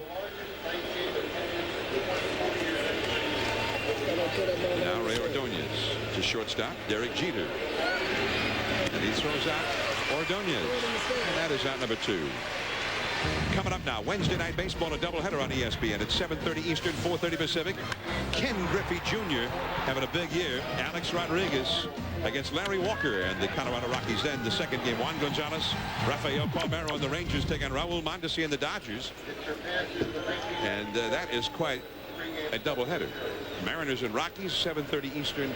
Rangers and Dodgers at 10:30. Ken Griffey Jr. at Coors Field. That is worth it. Yeah, all by itself. Tired 10 in a row. O'Neill, Bernie Williams, and Chili Davis coming up. The big guns. Yanks trail 7-1. Now Leiter was living dangerously in the 5th inning. He walked a couple, and then Girardi hit a double to get a run home. And he had Knobloch and Jeter coming up, but he got both of them with the jam jobs and got out of it. Paul O'Neill has struck out looking, and he is walked. Beautiful pitch right there. He's been throwing him sliders away. He went away with the first pitch, and then he comes in back under the hands. I mean, watch this pitch. I mean, it's a beautiful pitch. Perfect pitch. And now, I mean, he's got Paul O'Neill guessing. He's kept Paul O'Neill off balance the entire ball game. From Mascam as Mike Piazza sees it. Goes back outside. 1 ball and 2 strikes. You know, we talk a lot about the Mets and the problems that have beset them. And it seems that if you're going to put a statistical spin on it, the starting pitching has been poor, and their clutch hitting has not been there. O'Neill pops it up. Ray Ordonez. And there is 1 away. The Yankees have had their own offensive problems. They've been slumping and have not hit well in the clutch either, although it doesn't show up quite as much. And Chuck Knobloch's had his own defensive slump. Well, let's take a look at this. First of all, look at his hands. I mean, they're stiff. And look at his throw. He grabs it. I mean, just not much on there at all. I mean, that's the problem. I mean, lack of confidence out there. First, he caught the ball with his stiff hands. That tells you he doesn't want the ball hit to him. And then when he did grab it, he just kind of pushed it to first base. He didn't throw it. And that's a long way for a guy who won a Gold Glove in 1997 to, you know, be having problems making throws. Bernie Williams has fouled out to first and struck out. Well, you know, Chuck Knobloch wanted out of Minnesota when the Twins were struggling. But sometimes you have to be careful what you wish for. Well, I mean, he had a real comfort level at the Metrodome and with Tom Kelly, his surroundings. And he took advantage of the AstroTurf there by hitting ground balls, and now he hits a lot of fly balls, and he's struggling. You come here, and now instead of a homegrown product where they've seen you ever since you were a rookie, as we get a look at the panoramic look at Yankee Stadium, courtesy of the Gum Out Aerial Cam. And John, the reason last year everything was okay was because they won. But if they were to have some struggles this year down the stretch in September, a lot of fingers would be pointed if he's not having a good year. So it'll be a little different. And let's face it, figures were pointed last year. Ordonez with the catch on a shot hit by Bernie Williams. Wow. As Phil Rizzuto used to say here in New York, oh, man, he creamed that ball. And he did cream it. But they've been making a lot of mistakes tonight, Joe. They've been hitting too many balls to Ordonez.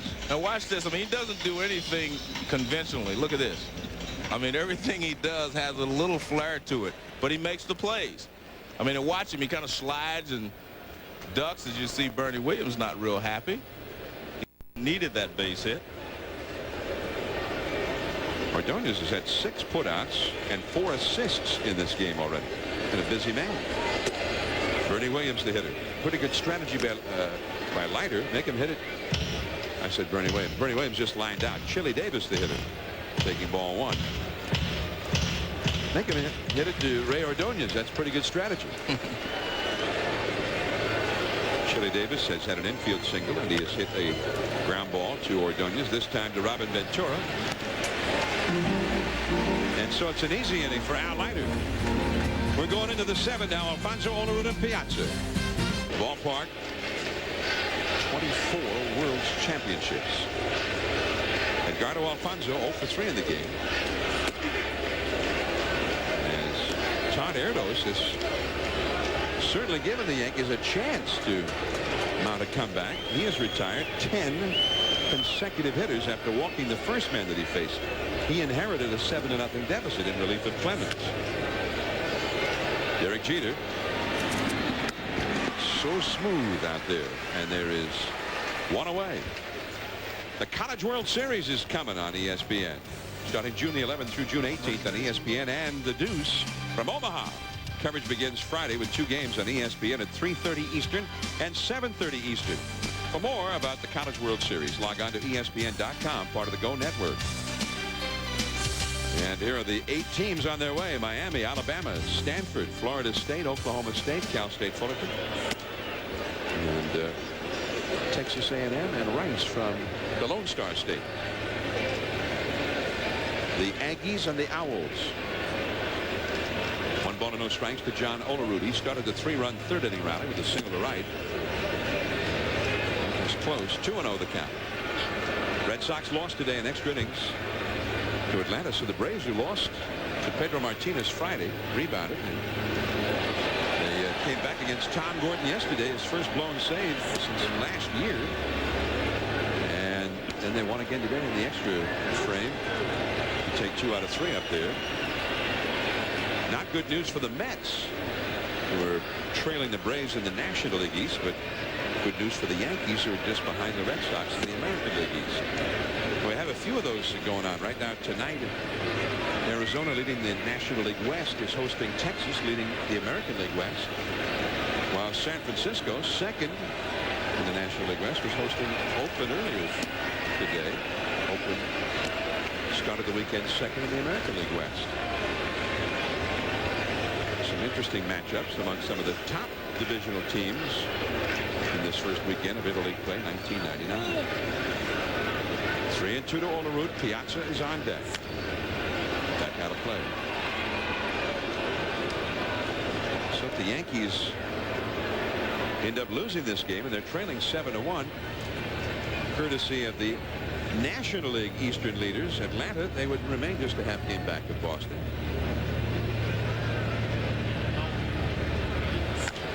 And that is a foul out of play off to the left. The other thing, here are the Mets having to battle with Atlanta. And right now, Philadelphia, the Phillies are playing real well. Some excellent hitting. And some fine young pitching as Dan Nolte starts to warm up in the Yankee bullpen. But the Mets have to play the Yankees, the defending world champions, 6 times this year. The Braves don't. The Phillies don't. There are a few inequities in the interleague schedule this year. Ball 4 to Olerud. Piazza coming up. Let's take a look at Mike Piazza. He's hit a home run and a double. Now these 2 swings are going to be very similar in that the balance is almost perfect. Take a look at his balance, and he just drops his shoulder down on the low pitch and drives it out. Now watch, this next pitch is up about belt high. Balance is there, everything the same. He just didn't have to go down and get it. So very similar in his approach. He didn't have to change anything. The bad pitch, meaning the splitter that stayed up, was hit out of the ballpark. The low fastball, he was able to go down and get. That's good hitting, being able to adjust to what the pitcher is doing. Piazza having a big night. That first swing, the low pitch, was a double to center that started the 4-run second. That second pitch, the belt high one, was a long home run to Death Valley to the right of the 399 marker out there. 2-run homer. He is 2 for 3 in the game. His first weekend at Yankee Stadium. Erdos the pitcher. Soaring pop-up foul. It goes out of play. And they've changed their approach in this at bat to Piazza. They tried to come in on him on that pitch. The other 2 pitches were out over the plate. Piazza in the first 2 games of this series was 2 for 8 with 4 strikeouts. He struck out 3 times yesterday. But tonight, he has shown the fans here at Yankee Stadium what he's all about. Had a 40-homer, 362 year 2 years ago with the Dodgers. That's another pop-up. Another pitch in. Derek Jeter. And that is out number 2.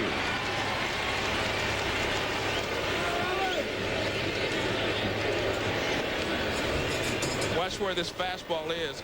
And they try to get him in, and you can see the difference in his swing. He opened. Watch his front shoulder. See how he pulls his front shoulder out? That slows his bat on the pitch, and he pops it up. He wasn't able to get the bat to the ball. The other 2 pitches he hit were out over the plate. That's a pretty good pitch there by Erdos. They did exactly what they wanted to do. Robin Ventura, 2 for 3, 2 singles. Pops it up, back out of play. Well, you got to be pretty impressed with Todd Erdos. Yes. His first big league outing of the season. And Roger Clemens, somebody crossed the 20-game winning streak out, although it's not over yet. Not until the Yankees actually fail to come back and tie this game. Well, what would Yogi say? It's never over till it's over. So it's not over yet. Lawrence Peter Barra? Yeah. He said that? I thought he had an 8 in there somewhere. Maybe so. We'll clean up Yogi's language. Come on. It ain't over till it's over. Well, and actually that sounds better. I mean, you understand what he means. And Yogi reconciled with George Steinbrenner, and Yogi's back. Yeah, and that's great. He was absent here for many, many years. The Yankees, and this franchise, and their fans were the poorer for it. 3-1 now to Robin Ventura. And I tell you what, I played golf with Yogi a lot. I used to spend a lot of winters with him, every winter actually playing golf. And it takes a lot to make Yogi mad. So George had really made him mad. And there's ball 4 to Robin Ventura. So 2 walks in the inning by Erdos. There's Yogi on the lower right with the '62 World Championship team. Yogi by that time was playing a lot of left field. There's Elston Howard. Elston Howard, yeah. He's doing most of the catching at that time. Got a pitching change coming. 7-1 Mets. We'll be right back.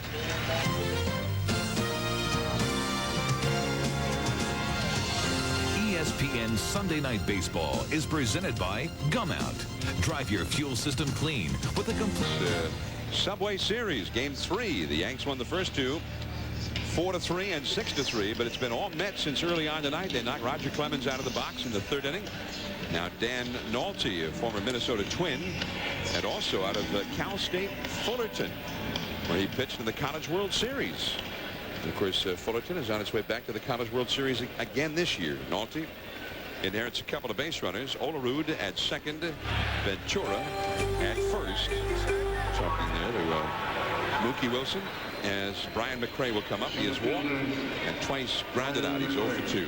And what a job by Todd Erdos, just called up from the minor leagues on Friday in Columbus.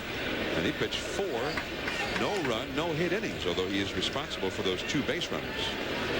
Erdos originally in the San Diego Padres farm system, and then was a expansion draft choice of the Arizona Diamondbacks, and acquired the Yankees in the deal that sent Andy Fox to Arizona during spring training of last year. Erdos had gotten into 2 games for the Yanks last year, but not really impressively. But tonight, Joe, it was pretty impressive. Well, he threw strikes. I mean, quite naturally, he was nervous on the first hitter just coming up from the minor leagues and walked in. But after that, he settled down and pitched very well. Just missing on the inside. Not getting that call very often tonight on that inside pitch. 2 balls and a strike to McRae. Bobby Bonilla would be next. Nolte has a big league experience with the Twins. He was up all year in 1996 as a reliever. One time I think Tom Kelly was thinking about maybe him being the closer, but it never really worked out. He's in the Yankee bullpen. Jeff Nelson is going to have some surgery. Arthroscopic surgery on his right elbow. Joe Torre is hopeful that they'll get him before the end of the season. Nelson, a lot of experience out of that bullpen. Sharply hit the second. Knobloch pops it over to Tino Martinez, and that ends the inning. 2 men left. We go to the last of the 7th inning. Tino Martinez is coming up. 7-1 Mets. Baseball, the Mets 7, the Yankees 1. Last of the 7th inning. Tino Martinez will lead it off against Al Leiter, who has just shut down the Yanks. And this is Leiter that the Mets were expecting to see when they re-upped him for a multi-year contract to be the ace of their staff, as he was last year when he won 17 games. You know, it's interesting, in the interleague game with the Yankees last year, he hurt his knee. And he Problems with that knee again this year. He misses for a ball. 1 ball, 1 strike. To Tino Martinez, and the fans out in the bleachers lead the Tino cheer.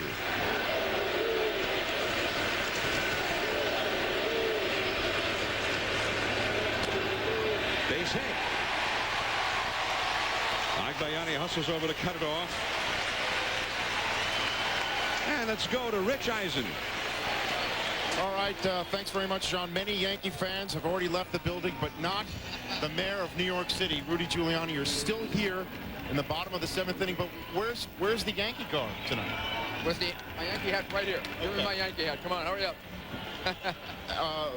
And also, what I think many Yankee fans saw shocking recently is you were dressed in full Met regalia recently. How did that happen? Do that. I root. Here's my Yankee cap. Put it on. I root for the Mets in the National League and the Yankees in the American League. But when they play each other, I root for the Yankees. And you have no fear of losing the Met vote because of that. Oh yeah, I do. They boo me all the time. But you could still win with the Yankees. When I went up to do a little radio before, they were yelling at me, "Are you still a Yankee fan? 7-0. Are you still going to be here?" So I have to remain now until the very end. Well, I'm going to send it back to John while I talk to you about parking on my street. Back to you, John. All right, thanks, Rich. 0-2 now the count to Scott Brocious. Al Leiter had the Mets' last complete game, but that was in September, early September of last year. In fact, the Mets have not had anybody so much as finish 8 innings in a game this year. Brocious into center. McRae, and that is out. Number 1, Brocious is 0 for 3. The Mets bullpen is up right now, even as we speak. Leiter works in the 7th inning here. Brocious back to the dugout. Shane Spencer will come up now. There is Armando Benitez, the former Baltimore Oriole, who is just having an amazing year in the Mets bullpen. Well, the entire bullpen, as I said earlier, is pitching well. John Franco has only had 1 blown save. He gets in trouble a lot, but he's always able to get out of trouble. So their bullpen has been excellent. Al Leiter had 7 2/3 innings pitched in April against Montreal. That is not only his longest outing of the year, it's the longest outing by any Mets starter the whole year. And here he is in the 7th inning, and they've got the bullpen going. He has now thrown 100 pitches in the game. Shane Spencer has popped to short and walked. 1 out. Tino Martinez at first. And that's inside with a cut fastball. 2-0. The Mets have had 60 consecutive games going back to last year since somebody actually finished the 8th inning of a game.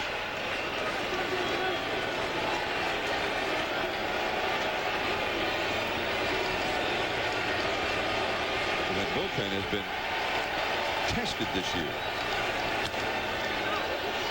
High in the air.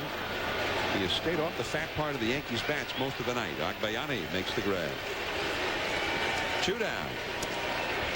Paid attendance 56,294 as we look at Yankee Stadium from the gum out aerial cam. And that is the all-time record for a night game here at Yankee Stadium since they remodeled the ballpark, opening up again in the remodeled fashion in 1976. The 3-game series, more than 168,000 fans paid their way into Yankee Stadium. That is also a record for 3-game series here at the remodeled Yankee Stadium. 168,404. Joe Girardi has had an infield single, and he has also hit a double, driving in the Yankees' only run of the game.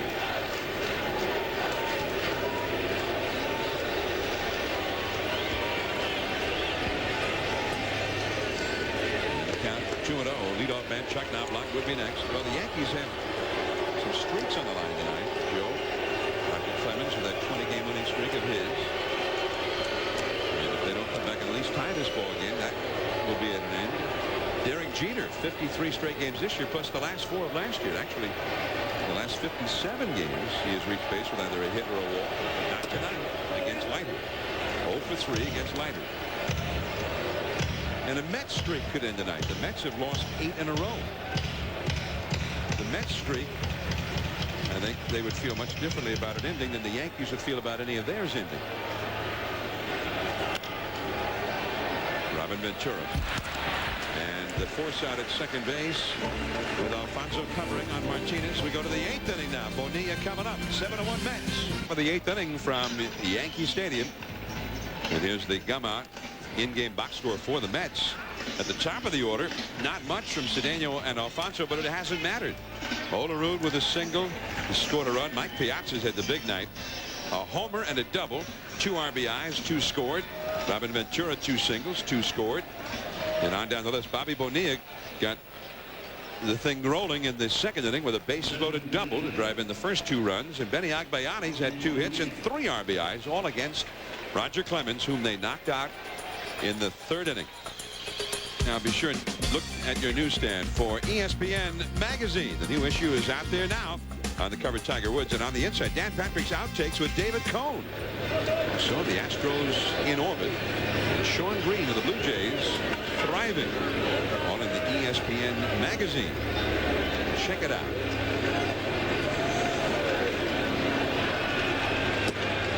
Bobby Bonilla, 2-0 the count. Bonilla, when he was asked on Friday about the New York Times report that he had been placed on irrevocable waivers, which basically means if anybody claimed him, he was theirs.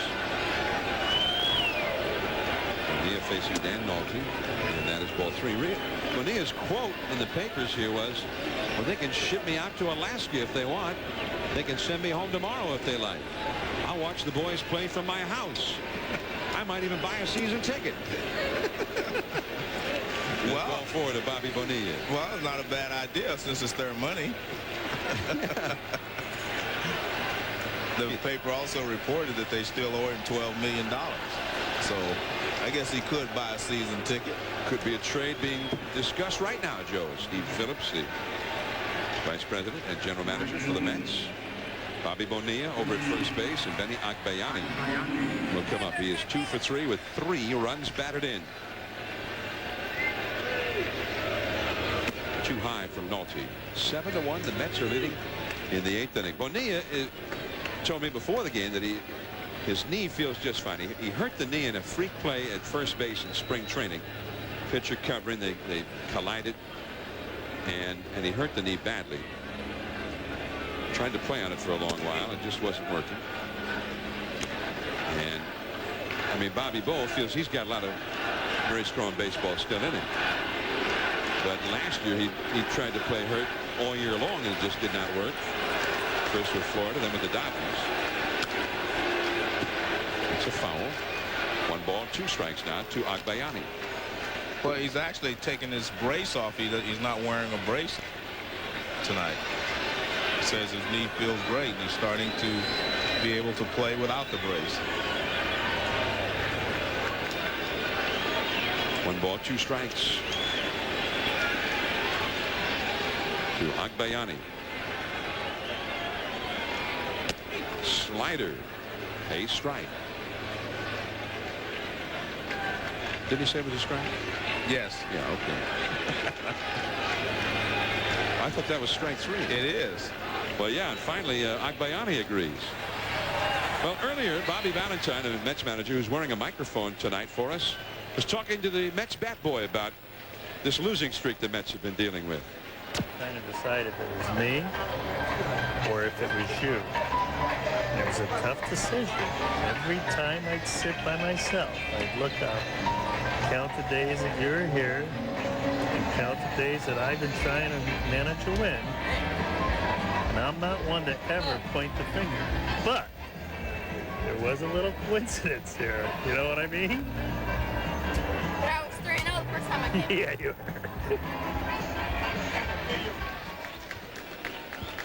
So just a little coincidence.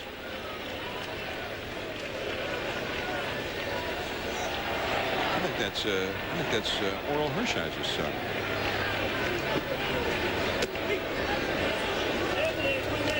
He's got 2 boys, and they live down in Florida. When they have a chance to be up here with Dad, they take advantage of it. I think school's out now anyway, isn't it? In a lot of places. Already? A lot of places. Hershiser now with the Mets. And that's all for Ordonez. So a couple of strikeouts here for Nolte. 2 down, runner at first, and leadoff man Roger Cedeno coming up. 7-1 is the score here. The Mets, who open up this big lead very early in this ball game.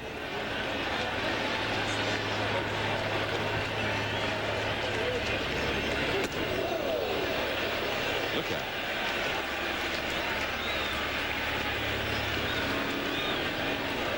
In fact, I'm sure school is out in a lot of places. Roger Clemens' family was here to watch him pitch tonight. From the Tech of the Houston area. And he was very anxious for his wife and his kids to get a flavor of the Mets and the Yankees at Yankee Stadium. All the excitement, the electricity. But as it turned out, it was Roger himself who didn't get much of the flavor. Only 2 2/3 innings pitched.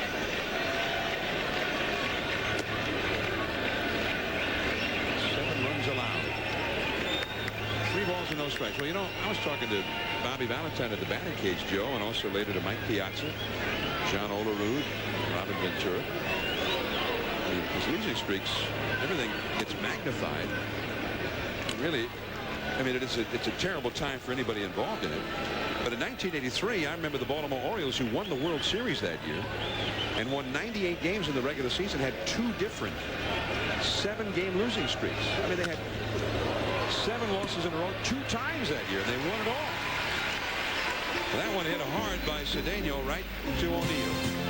Derek Jeter coming up second, and he has not reached base tonight. His streak is on the line.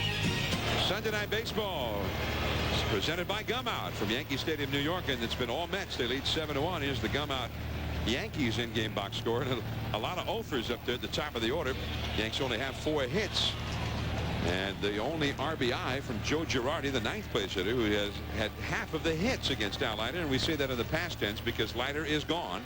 And Armando Benitez, former Baltimore Oriole flamethrower, comes on. To a real loud chorus of boos, because remember, he hit Tino Martinez and they had a big fight here when he was with the Orioles. He was suspended. But look at those numbers. Those are unbelievable numbers.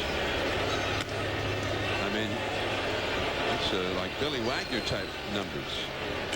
He's pitched, as you saw, 26 2/3 innings, only 13 hits allowed, and 43 strikeouts. The only real negative number, 17 walks. So he's averaging about 6 walks per every 9 innings pitched. But he also is averaging more than 14 strikeouts for every 9. And slider a little bit low on the outside. Knobloch 0 for 3. Derek Jeter has reached base with either a hit or a walk in every game for the last 57 games going back to last year. Is on deck. He has not reached base tonight.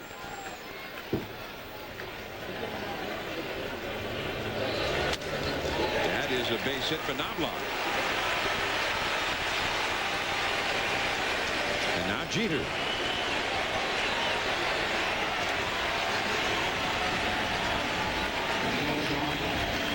Jeter has grounded a third, flied to shallow right, and grounded a third again. The last 25 years, Mark McGwire has had the longest streak of this nature. Will Clark, and then Derek Jeter, Wade Boggs, and Frank Thomas. That's pretty good names on that list. Joe DiMaggio, of course, reached with at least 1 hit in every game for 56 games in a row.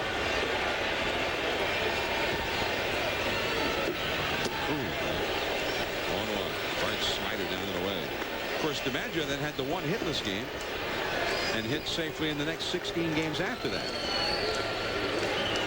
As I understand it, DiMaggio in that stretch When you factor in the walks that he had a couple of games in that stretch where he didn't get a hit, but he had a walk. So 74 straight games he reached with a hit or a walk. Oh, man, he's throwing out a hard slider. 0-2. Well, Jeter, like I said, is a free swinger. He's aggressive, and he chased the first slider. That one looked like it was a strike, but he was still fooled by the speed.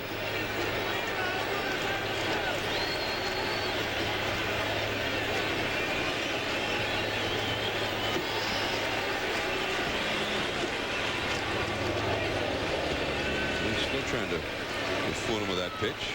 Well, I think that's a smart play. You don't throw a strike with it, but he's chased one slider, and you throw him one for a strike. Just try to see if he'll chase another one. Here's the assessment of Joe Morgan, my partner, who just flew in recently from Paris. What time is it in Paris about now? 8 o'clock in the morning. Jeter got a piece of it, fouling it back into the press box. Hello. 1 ball, 2 strikes.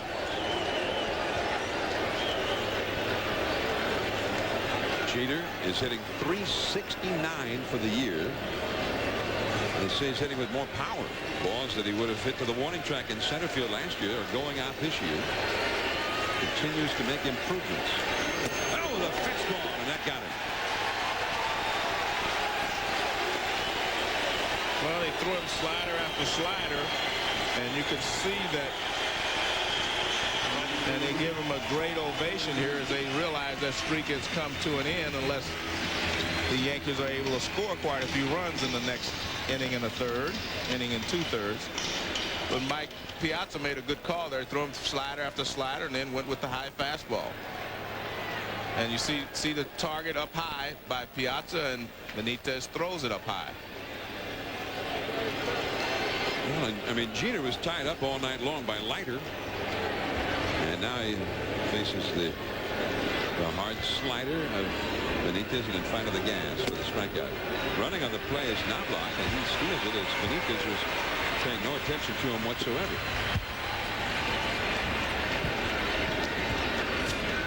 Not that it may have a significant effect on the outcome. The Mets, after all, are leading 7-1.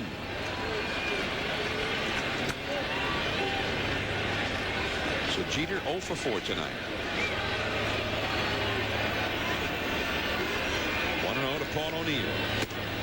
2-0. O'Neill is struck out, walked, and popped to short. Armando Benitez, who came up with Baltimore, and the organization and the fans really never warmed up to Benitez. He always seemed to have great promise, but in some ways there's always a disappointment. He gave up a couple of critical home runs in that series with Cleveland, the league championship series 2 years ago. Oh, man. Gashed that one right by Paul O'Neill, including the game-winning home run of the extra inning game from Tony Fernandez. He hung a forkball to Fernandez, and that was the only run of that game. And last year he gave up 7 home runs with Baltimore, all on sliders or forkballs. Tino Martinez, who took one in the back against Benitez last year when Armando was still with Baltimore, precipitating a huge brawl at Yankee Stadium. They asked Tino about that, and I liked his answer, Joe. He said, hey, that's last year. It's all over with now. You go on in baseball. He said, besides, if you think I should still be worried about it, why don't you ask Derek Jeter if he's worried about Roger Clemens hitting him last year? Now that he's his teammate. There's a little bad blood between Jeter and the Yankees and Clemens at one time last year. Yankee Stadium.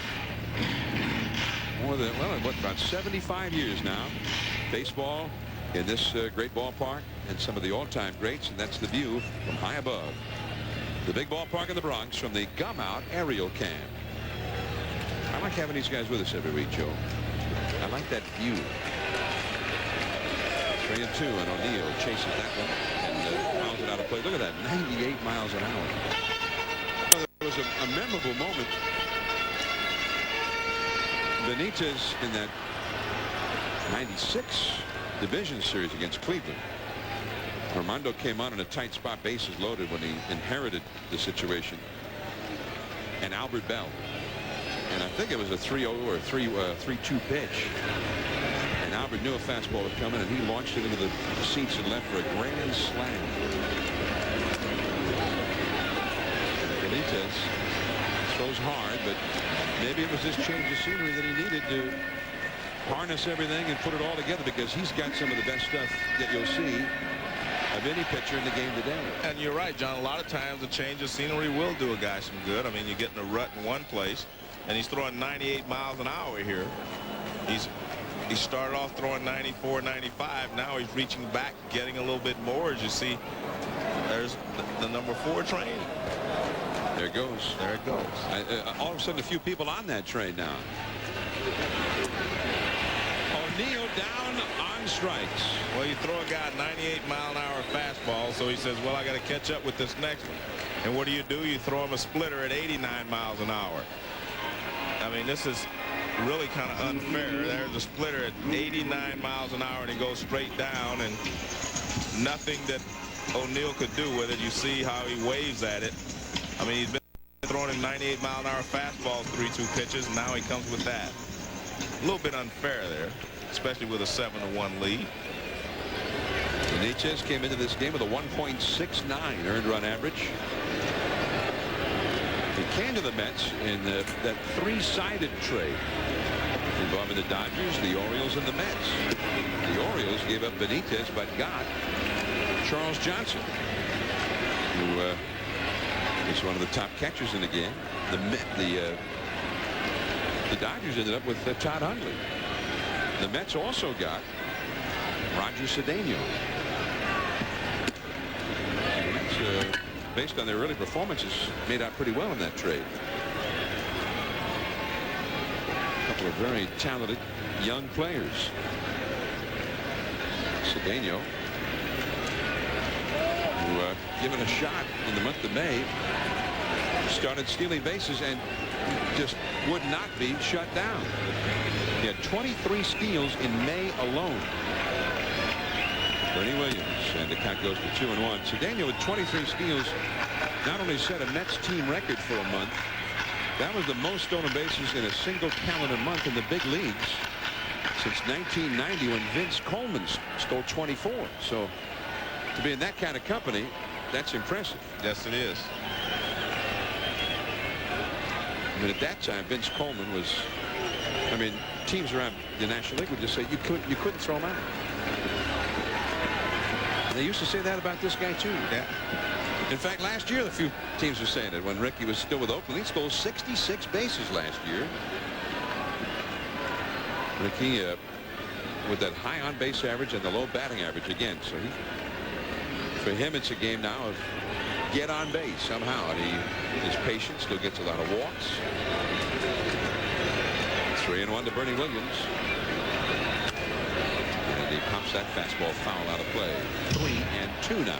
Anytime a guy can throw you a 3-1 fastball, you know it's coming, and you still are a little tardy on it. I mean, he is really firing it, and he's got good movement on it. You can see the frustration there on Bernie Williams, almost talking to himself up there. Well, if you get a guy 3-1, you're sitting there looking dead red, and he throws it, and you can't catch up with it. You say, well, what am I going to do on this next one? Now block at second.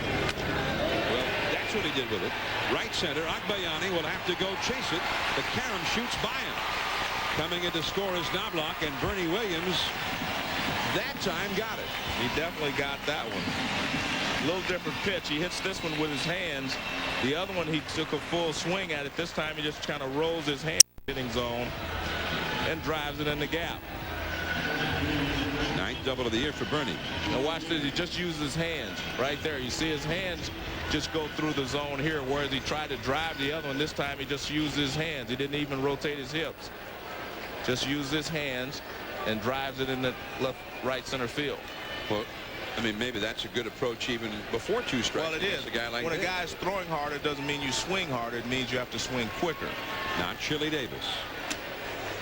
Chili Davis, who missed most of last year with an injury, finally this year really getting to show Yankee fans what he's all about. And now Dave Wallace, the new Mets pitching coach, is going to go out and talk to Armando Benitez. The Mets bullpen is busy again. 7-2, the Mets are leading in the 8th inning. Next Sunday, as we see the Mets this week, we'll get a look at the Atlanta Braves leading the National League East. Will Clark is back. A lot of talent in that Baltimore club, just not a lot of wins right now. 2-0 to Chili Davis. The Orioles lost to the Phillies today and are now 21 wins and 34 losses.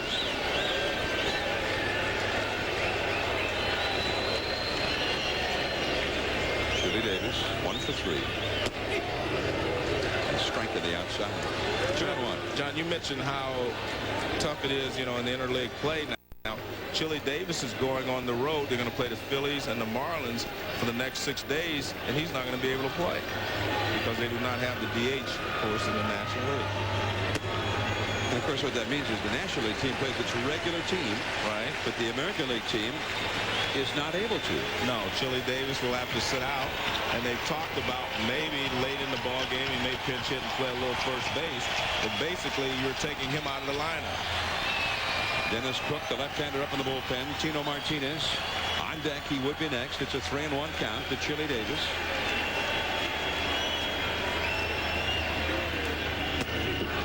3-2. Now he was a little tardy on that fastball as well. Let's see if he makes any adjustment. Bernie was trying to drive the 3-1 pitch, and then he was just quick on the 3-2. Now watch Chili. You can see that ball is by him before he can get his body in motion. Well, with a 5-run lead, he's going to throw him another fastball. Right? What do you think? That's what Paul O'Neill thought too. And he walks it. He got the fastball, but he walked it. And now Tino Martinez. And if not in Tino's mind, at least in these Yankee fans' minds, a moment for some sweet revenge. Last year when he was with the Orioles, after Bernie Williams had homered against him, and then he was ejected from the game, and a brawl started. Graham Lloyd, one of the first out there. Remember, Darryl Strawberry got involved in that. I mean, it was an ugly scene out here at Yankee Stadium. Well, here's Tino Martinez a year later against Armando Benitez, and this has piqued the interest of these fans who have remained in Yankee Stadium. First ball swinging, pops it up. Roger Cedeno. Rather anticlimactic after all of that. Game summary: the Mets 7 runs, 8 hits, 1 error. The Yanks 2 runs, 6 hits. Al Leiter, one of his best starts of the year, 7 innings, only 1 run and 4 hits allowed. Piazza realizing a dream, hitting a home run at Yankee Stadium. A big night for Piazza. And Benny Agbayani, the pride of Honolulu, came into the big ballpark in the big city and looked particularly unawed. 2 hits and 3 RBIs against Roger Clemens, who was knocked out in the 3rd inning. In fact, the last hit by Agbayani. Their run average, and they had 13 starts where they had pitched less than 5 innings. So you're right, they had not given them too many opportunities. Their starting pitching earned run average was 15th out of 16 teams in the National League. But as Mike Piazza said before the game tonight, said, you know, there's only 107 games to go. Right. I think that's the whole key here. And a lot of players and a lot of people are saying, well, you know, did the Mets actually panic? You know, with that many games left in the season. Edgardo Alfonso, who is 0 for 4 in this game, 2-1 the count as he faces Dan Nolte in the 9th inning. And what Joe, of course, is talking about, the Mets firing half of the coaching staff after the game yesterday. Pitching coach Bob Apodaca, the bullpen coach Randy Neiman, and the hitting instructor Tom Robson.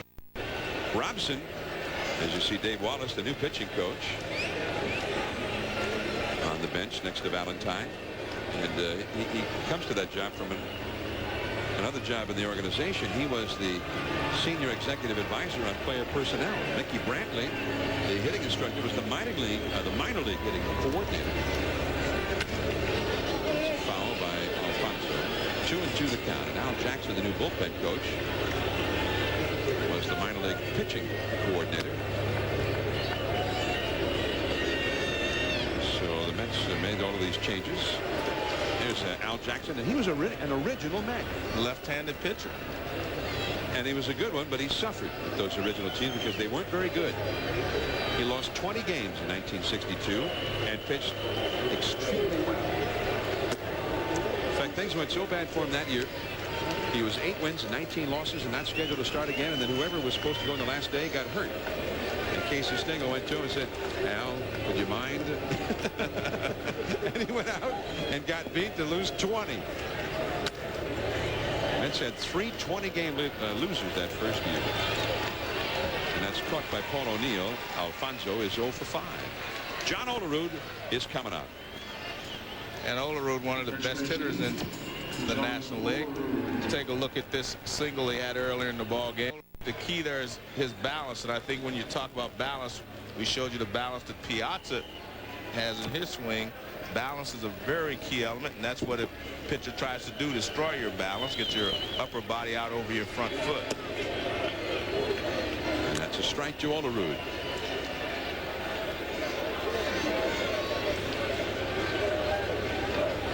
John Olerud talking about Jeter's stretch. And reach base in his last 72 starts. The key to that is he had one game he came out as a pinch hitter off the bench and made an out. I mean, he gets walks as he flies out there to Bernie Williams in center field. Olerud had walked 49 times coming into this game on top of a .333 batting average. Well, he takes a lot of pitches, John. I mean, he works deep in the count most of the time. I guess you'd have to say Tom Robson, the hitting instructor, did a pretty good job with Olerud. Right? Because, I mean, the Blue Jays virtually gave him to the Mets and paid his salary, in effect. And he's become one of the premier hitters in the National League. He hit 354 last year. But he didn't save his job. No. Mike Piazza, unable to save his job either. Center field. Bernie Williams going back on this one. He'll get it. And Piazza 2 for 5. And he did help the Marlins win a championship. He's got himself a World Series. He's got a gold World Series ring. And this guy become one of the top left-handed relievers in the National League. Dennis Cook to try and wrap this one up now. Scott Brocious, Shane Spencer, and Joe Girardi coming up. You know, one of the differences for the Yankees this year and last year, the Yankees are 8 games off the pace they set at this point a year ago. They were 40 and 13 after 53 games a year ago. But one of the differences has been the bottom of their order. Brocious hit down there last year. And he had a great year, his best year in the big leagues. They got more production from Posada last year as well. He hit a few home runs. Well, this year, the 7, 8, 9 hitters, whoever they've been, the guys hitting in those slots have a cumulative batting average of 213. And, of course, that could change. Last year, Brocious had a hot start. Maybe they'll have a hot finish this year. But they also had Darryl Strawberry last year. And you say Posada was a much hotter hitter. Last year, they had Tim Raines. I read in one of the columns here, one of the guys said they need to go back and acquire Tim Raines. Bring him back from the Oakland A's. And that is ball 4 to Scott Brocious. Well, if a couple of players get on, Jeter would get another shot. Jeter would be due up 5th in this inning. This copyrighted telecast is presented by authority of the Commissioner of Baseball and may not be reproduced or retransmitted in any form, and the accounts or descriptions of this game may not be disseminated without express written consent. That's regardless of the score, regardless of the venue. Don't make me say it again. Here is Shane Spencer. What time is it in Paris now? Joe keeps asking if somebody can bring him breakfast. I don't know. Did you have fun over there at the French Open? Had a great time. In fact, congratulations to the Americans. Andre Agassi won the men's single, and the Venus and Serena Williams won the doubles. And if you don't believe Joe, stay tuned for SportsCenter. They'll have the highlights. Shane Spencer chasing the low slider. 0-2. Spencer has popped up, walked, and flied to right. Well, not many of the 56,294 who were here are here now. The Mets with a 4-run second and a 3-run third knocked Roger Clemens out very early in their bid to salvage one game of the 3 and end their 8-game losing streak. But not only is the mayor still here, he's expecting to catch a foul ball. Looks like to me, Joe. He is ready. Well, down goes Shane Spencer, out number 1. It'll be interesting for me to read the paper tomorrow and see what Roger says about his performance, because again it appeared to me that he had pretty good stuff. He just wasn't locating as well as he would like, but he had a good velocity and he couldn't get the breaking ball down, but he had good velocity with his pitches. Now here is Joe Girardi in an infield single. It's double home run, and he's hit into a force play. 1 out, 1 on. The Mets go back home. I mean, this 3-game series at Yankee Stadium is technically a road trip. Not a real long road trip. They were actually driving over from their ballpark, driving over here. And the buses together. Tomorrow they play the Toronto Blue Jays of the American League in a 3-game series beginning tomorrow. And then the Boston Red Sox come to Shea next weekend. And they'll have a chance to actually help the Yankees a week from now. And that's sort of a weird aspect of interleague play. They're also going to honor Ted Williams on that weekend at Shea Stadium. Ted Williams, the greatest of all the great Red Sox hitters over the years. Good idea. 1 ball, 2 strikes. I read where Nelson Day, one of the owners of the Mets, is going to make available his private plane to bring the splendid Splinter up to New York.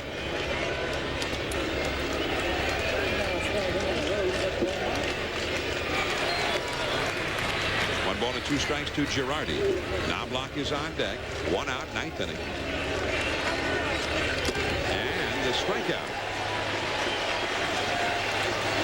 2 down, and Chuck Knobloch. You know, another aspect, Joe, we saw Al Jackson out there in the bullpen earlier with the original Mets, with the firings of the coaches. You know, the Mets in the month of May had a 5.71 staff earned run average. The only time in the Mets history that they ever had a month with a worse ERA than that was 1962, in the first month of their history. Knobloch can get aboard. Derek Jeter would get another shot at it here. And that's a ball on outside. Mike Piazza, a double starting a 4-run rally and a 2-run homer. And Benny Agbayani, 2 hits and 3 RBIs against Roger Clemens. 1 ball, 1 strike to Knobloch, who is 1 for 4. Mike Piazza, let that be a lesson to catchers around baseball. Agreed to wear a mask can, and nothing but good things happen for the rest of the night for him. And for our viewers, putting it right down there behind the batter.